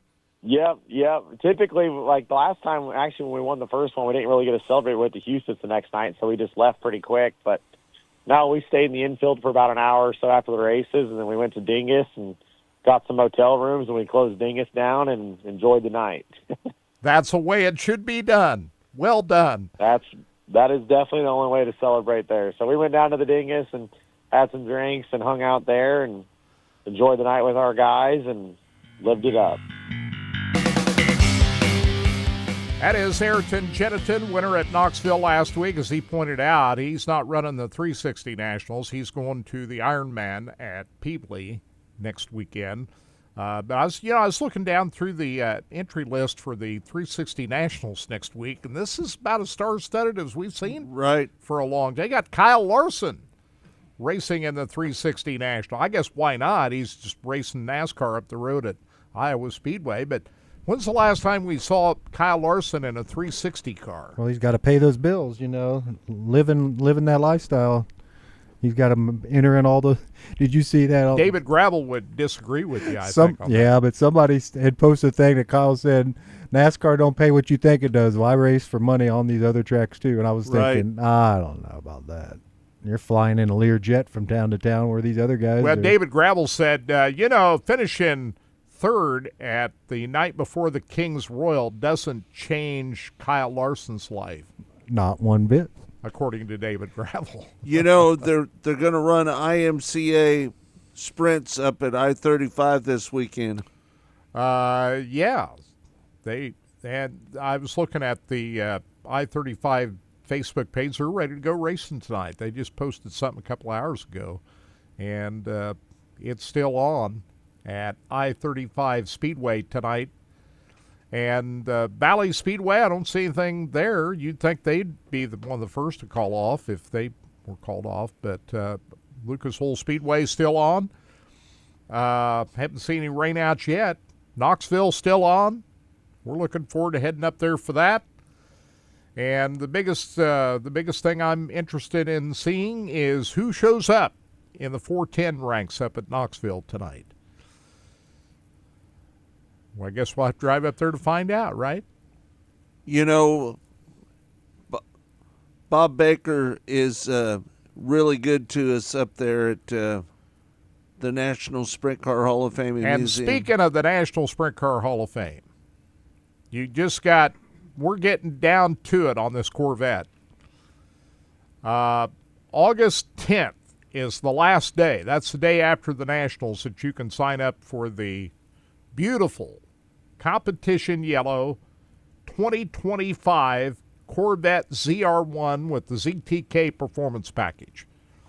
You can win this car if you go to winacorvette.org to get registered. But we're coming down to it, and they'll draw for it the week after the Nationals. The last day you can enter is August 10th, but they'll draw for it on August the 16th. National Sprint Car Hall of Fame and Museum. All the proceeds from this car. I don't know if they've got this car yet, but if they do, I guess we'll drive up Knoxville, see if it's in the window, I guess. Right. But I can't wait to lay eyes on this thing, and we're getting down to it. They're not giving away a sprint car this year, but they're giving away one next year. December of 2026, and you can get registered for that. Go to the National Sprint Car Hall of Fame and Museum website. And if you haven't seen the display, you might want to check it out if you're heading to Knoxville tonight or next week. It's the Salute to Manzanita Speedway. Right. And they've got some great race cars on display up there. You and I both seen the display up there. And, of course, the one car that really catches our eye is the one Jesse Hockett drove to the final sanction event at Manzanita Speedway. That's on display. There's other race cars on display at the National Sprint Car Hall of Fame, so be sure to check out the items in the museum. I went through on a Sunday up there. This is back in June. Nobody else was in there, and I took a full walk through the museum that day, and it's well worth your time to check out. If you haven't been there in a year, they change out the displays often at the Hall of Fame, so make sure you check it out. It is open 7 days a week, and make sure you stop in the gift shop while you're there. If you want to see all the items that are in the gift shop, they've got great racing. If you want to read a great racing book, they've got those available up there too. SprintCarStuff.com, National Sprint Car Hall of Fame and Museum. Can't wait to get up there and check it out tonight. Hey, they're tonight. What is that? 410.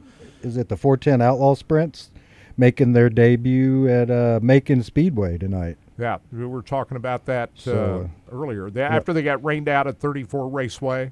So Macon is a bull ring. Yeah, that's a quarter-mile racetrack, and that's being generous. Kirk, it's that big. It's not that big a track. They got a $125,000 to win race at Minnesota. Is that modifieds? Yeah, I saw that. So 125 modifieds, 25,000 for the B mods. So it's a pretty big paying. That's big money. Big money for sheet metals. Sheet metal is Scotty Cook. Did they say what track that is? No, I'm gonna look that up here, but we'll try to pull that up. USMTS is going to be at Lucas Oil Speedway next weekend. After Tanner Mullins won the last USMTS race up in Minnesota, I'm looking at the USMTS modified schedule right now, and they're going to be at Creek County Speedway next Thursday, July 31st. And then they're going to go to Lucas Oil Speedway Friday and Saturday of next weekend. I've got that information on that modified. It's at Ogilvy Speedway. That's a beautiful racetrack. So it's going to go ahead, Scott. Sprint Week is at Kokomo this weekend. Tonight at Kokomo. Right. Yeah. So Indiana Sprint Week well underway. So that Ogilvy race, Ogilvy Speedway, Minnesota, it's hosting the XB Big Deal event featuring modifieds and B mods. Fridays had feature qualifying and heat races with main events and championships on Saturday. The event offers $125,000 to a modified race. A mods and B mods is $25,000 to win. And go to their website for more of their information. That's July 25th and 26th, so that's tonight. Big money for sheet metal there. You can fix a lot of cars with. Ogilvy Speedway is a great racetrack. That is a track that is going to host the World of Outlaws the week after the Knoxville Nationals on Friday night, August 15th, and then Saturday night, August 16th, they'll be at the Jackson Motorplex for the Outlaws. Ogilvy Speedway is a showplace of a racetrack, so that should be something to watch tonight. Big money on the line up there. Indiana Sprint Week, love watching that. They'll be at Kokomo tonight, Lawrenceburg tomorrow night, and then they got 2 days off before they go to Circle City Raceway on Wednesday night, July 30th. And then they'll go to Bloomington and Hobstadt to close out Indiana Sprint Week. Who's going to win Indiana Sprint Week championship this year? Going to be hard to beat Justin Grant, isn't it? Robert Ballou's got a chance. He's a points leader after one night in the points tallying. Do you think Robert Ballou's going to win? Could he win another race? Right. Yeah, I suppose it's possible. It's been a while. You know, the guy I'm keeping an eye on is Kyle Cummins. He's kind of had a rough go of it here lately. He came in, still got the points lead in the overall AmSoil non-wing sprint car championship standings, but he had a rough night last night. He didn't finish, and he's clinging on to that lead over Justin Grant. I think if you had to bet on somebody winning the overall championship for Indiana Sprint Week, how can you go against Justin Grant? Right. I don't know. We'll find out.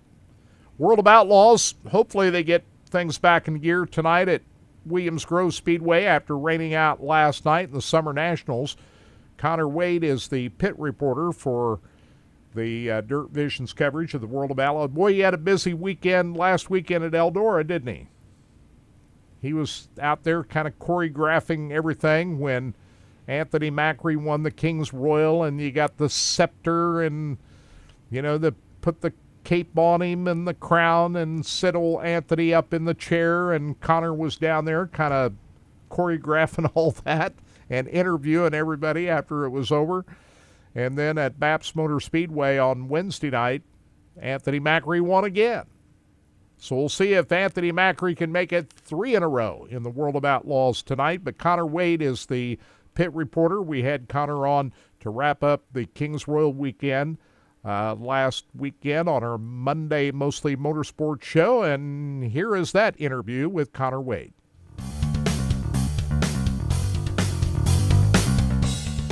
Well, the big night Saturday, Anthony Macri wins the Kings Royal. I think it's maybe surprised some people, but if you know anything about Macri's career and how he's so good on those slicked-up racetracks like Port Royal, that seemed like a Port Royal type of racetrack that suited Anthony Macri's driving style to a T. What are your thoughts? Yeah, I would agree with that. I would consider it a surprise winner, but like I said in Victory Lane, it's not a fluke by any means. I definitely thought Anthony would get one someday. I didn't necessarily have him as a favorite going into Saturday night, so that's the only reason that I would consider it a surprise. But he's become one of the best in the country the last couple of years. I kind of compare him to what people are talking about with Kyle Larson, in the sense that he doesn't run full time. He can pick and choose when and where he wants to race, and in turn, doesn't have to worry about points or doesn't always have to worry about a next race. So he can be aggressive. He can rest when he needs to. He has some flexibility and can do whatever he needs to do to build his team up and build his program up to be as good as he wants it to be and get it to where he wants. So. He's really talented. He's worked hard. He's been through a lot. It's one of our guys with the Outlaws and I were talking the other day. When Anthony first started racing, everybody was like, all right, this Anthony Macri kid's good, but we didn't necessarily expect him to turn into the star that he's turned into. So I think it's great. He obviously was going to win a crown jewel someday. I would have guessed that the National Open would have been the first one he'd win. But winning the Kings Royal, you can't beat that. That's one of the best feelings in sprint car racing. So I think that's great for Anthony, and I'm excited to see what's next for him. I think that was a big win for him, and as good as we know that he can be, I think that may have just been the beginning of an even more special run that we're going to see Anthony go on here the next couple of years. Eldora Speedway, man, what a crowd they had all week long, and it's just a special place, isn't it? It is. They continue to do a great job with it between Tony and Levi and JB and Misha and everybody that's involved there. Rob Platfoot on the track prep. It sets the standard. It really does for dirt tracks these days and marquee events. That along with Knoxville, those two places, they set the standard. There's nothing like Eldora and Knoxville. There never will be. So it's a pleasure to go there and just be there, let alone work there and be a part of such a big event. So big thanks to everybody at Eldora for having us, and shout out to everybody at Dirt Vision and the crews in the studio that allowed us to execute telling the stories and doing such a good job of covering the event in depth the way it needed to be covered. And appreciate all the fans that came up and interacted with us throughout the week, and it really was a great Kings Royal. That was one of my favorite events of the year. It's either that or the Nationals. And some days, it's funny, when I'm at Eldora, I say that the Kings Royal is my favorite event of the year. And then we get to Knoxville, I say that the Nationals is my favorite event of the year. But it might truly be the Kings Royal. So I'm excited to go back there next year. The countdown's already on.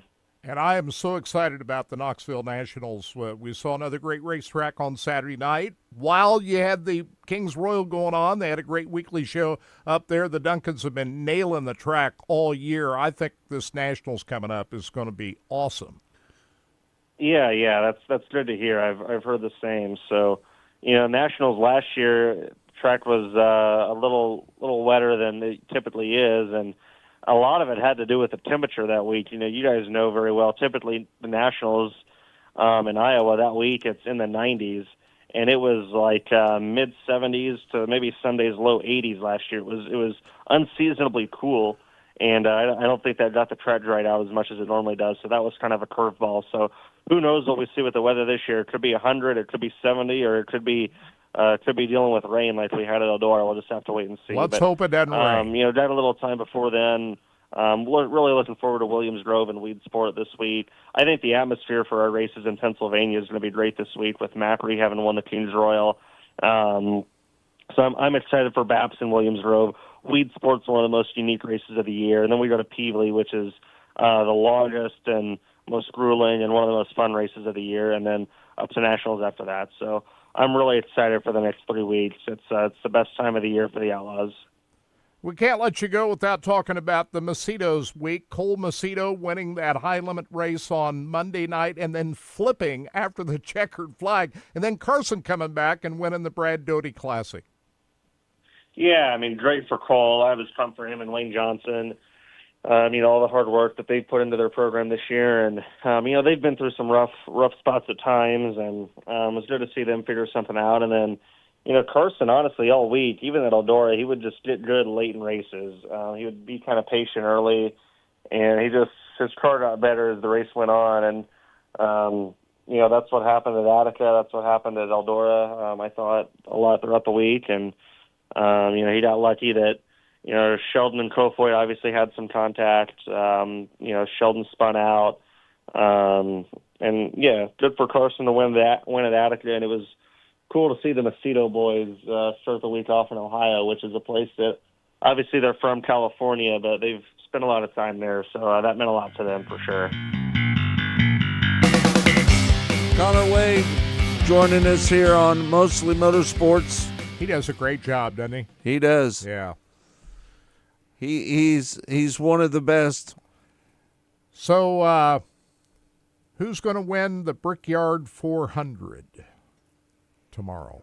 Todd, you go first. I got William Byron as my pick, and I'm going to go with Kyle Larson.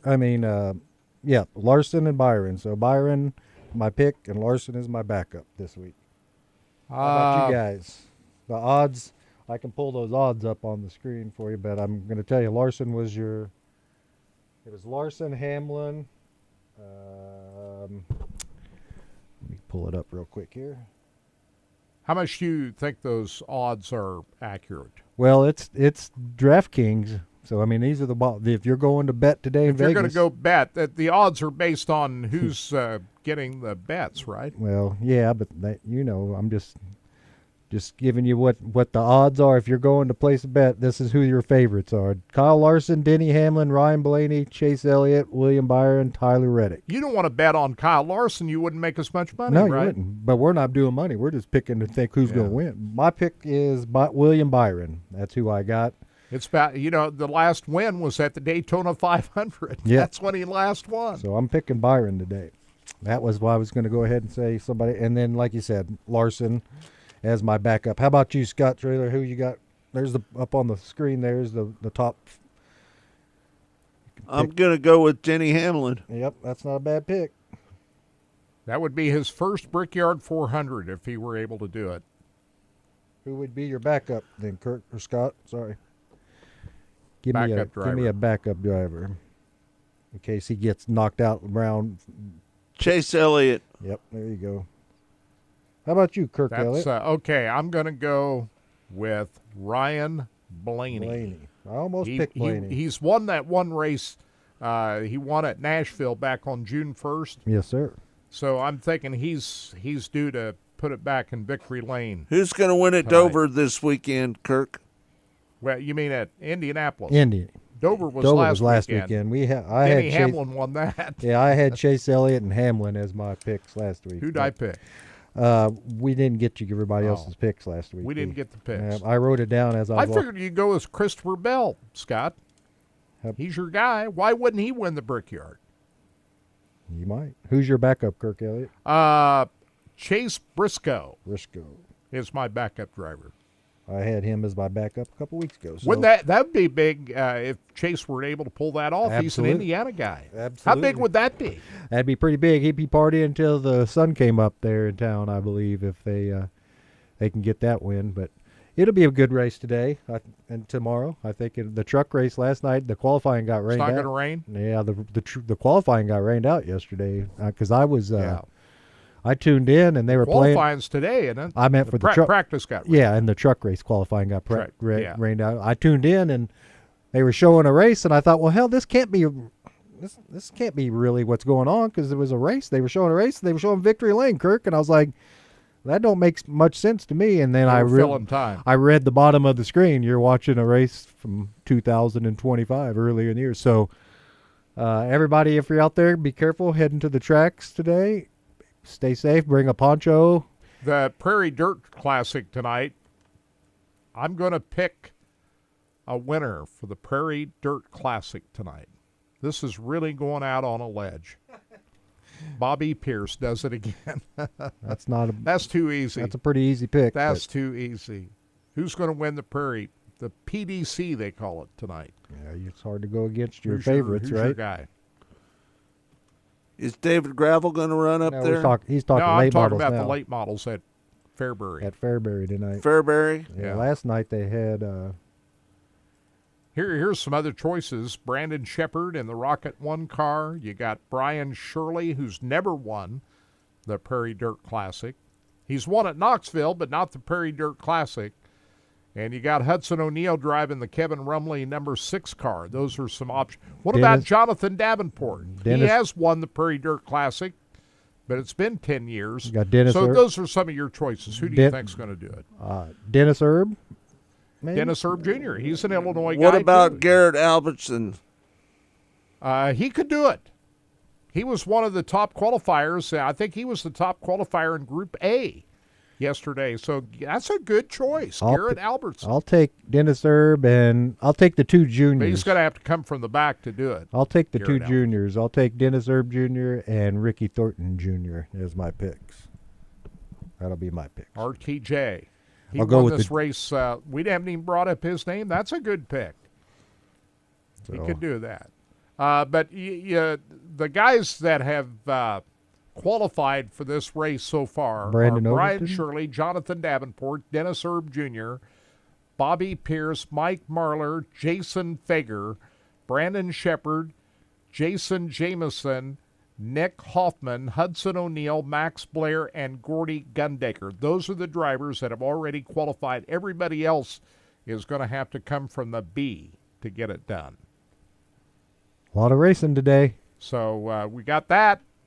We got World of Outlaws at Williams Grove tonight. We got Knoxville, the border battle. We've got Indiana Sprint Week at Kokomo. We've got we haven't talked about this Extreme Outlaw Midget Series at Tulsa Speedway tonight. They raced at Arrowhead Speedway last night, and it was a pretty good night for Jacob Denny. He led a 1-2-3 Keith Coons Motorsports sweep with Cannon McIntosh second, Gavin Miller third. Jacob Denny wins his 5th Extreme Outlaw Midget feature of the season last night at Arrowhead Speedway, another beautiful racetrack. And tonight they're at Tulsa Speedway for the Extreme Outlaw Midget Series. So we got that going on. We've got the POWRi 410 sprint cars at Macon Speedway tonight. Just a lot of racing going on around the area. And if you can make it to a track live, do that.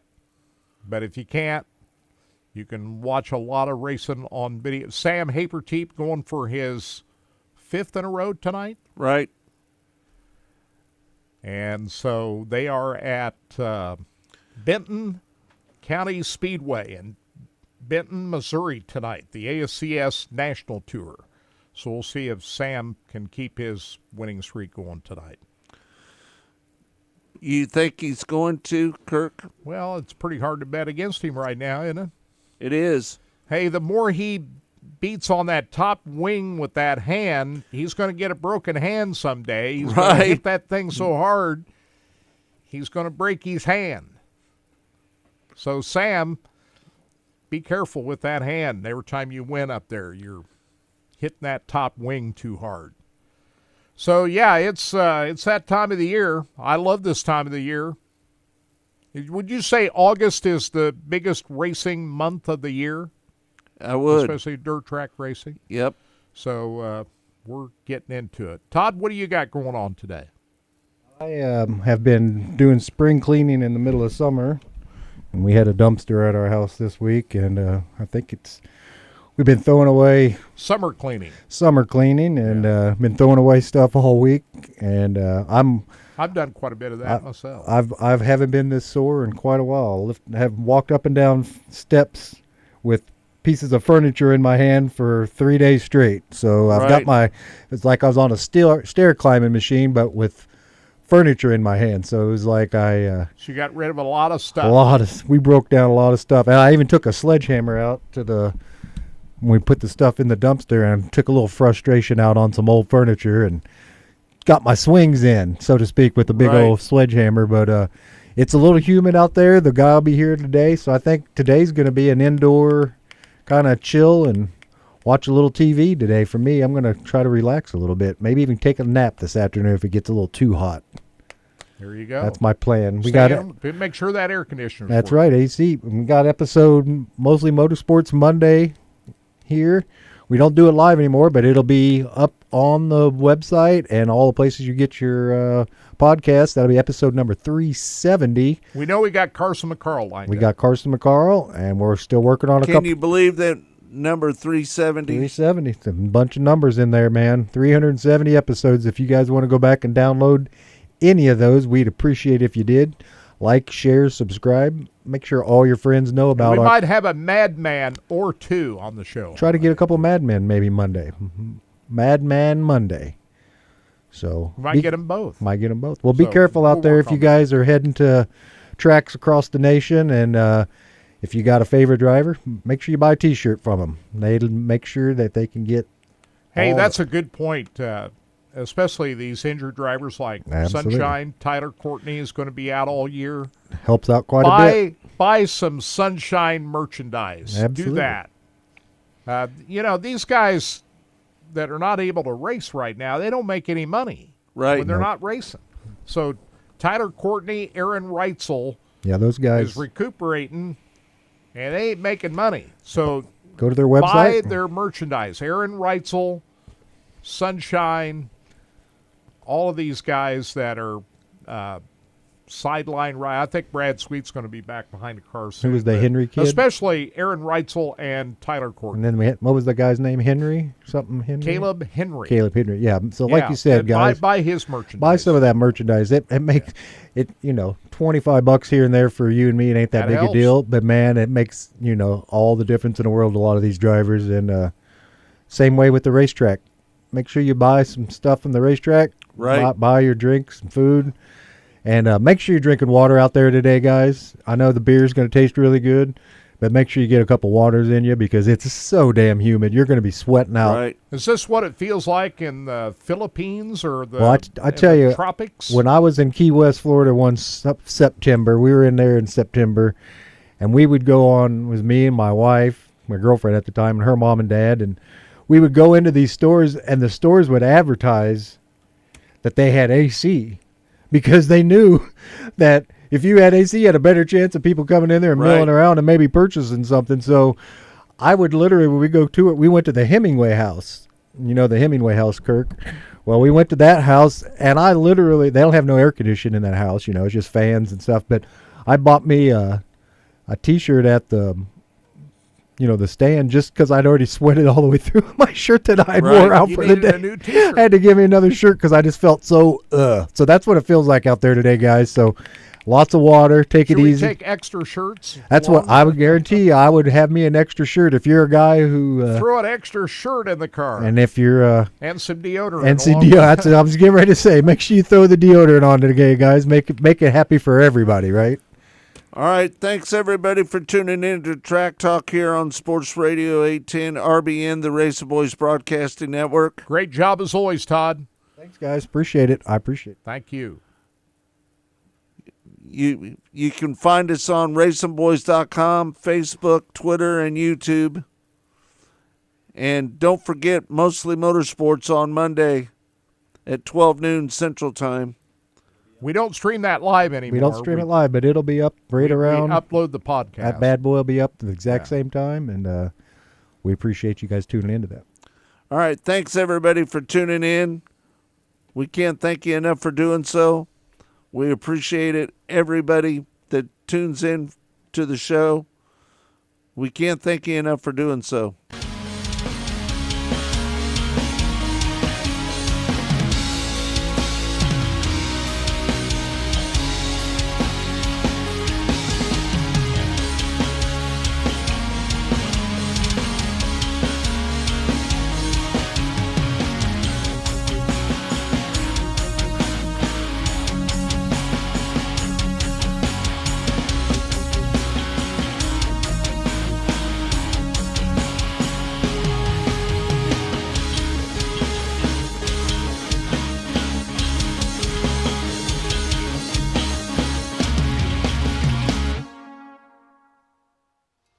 Go harder, faster, stronger with Rod End Supply. Whether you are running industrial, farming equipment, or a race car, Rod End Supply has the assortment of rod ends, radius rods, and specialty products that will help you lead the field in performance. Our superior design means our rod ends last longer and perform better, giving you the edge on the track and saving you money. Contact Rod End Supply or order online today at rodendsupply.com. We don't just sell them, we race them.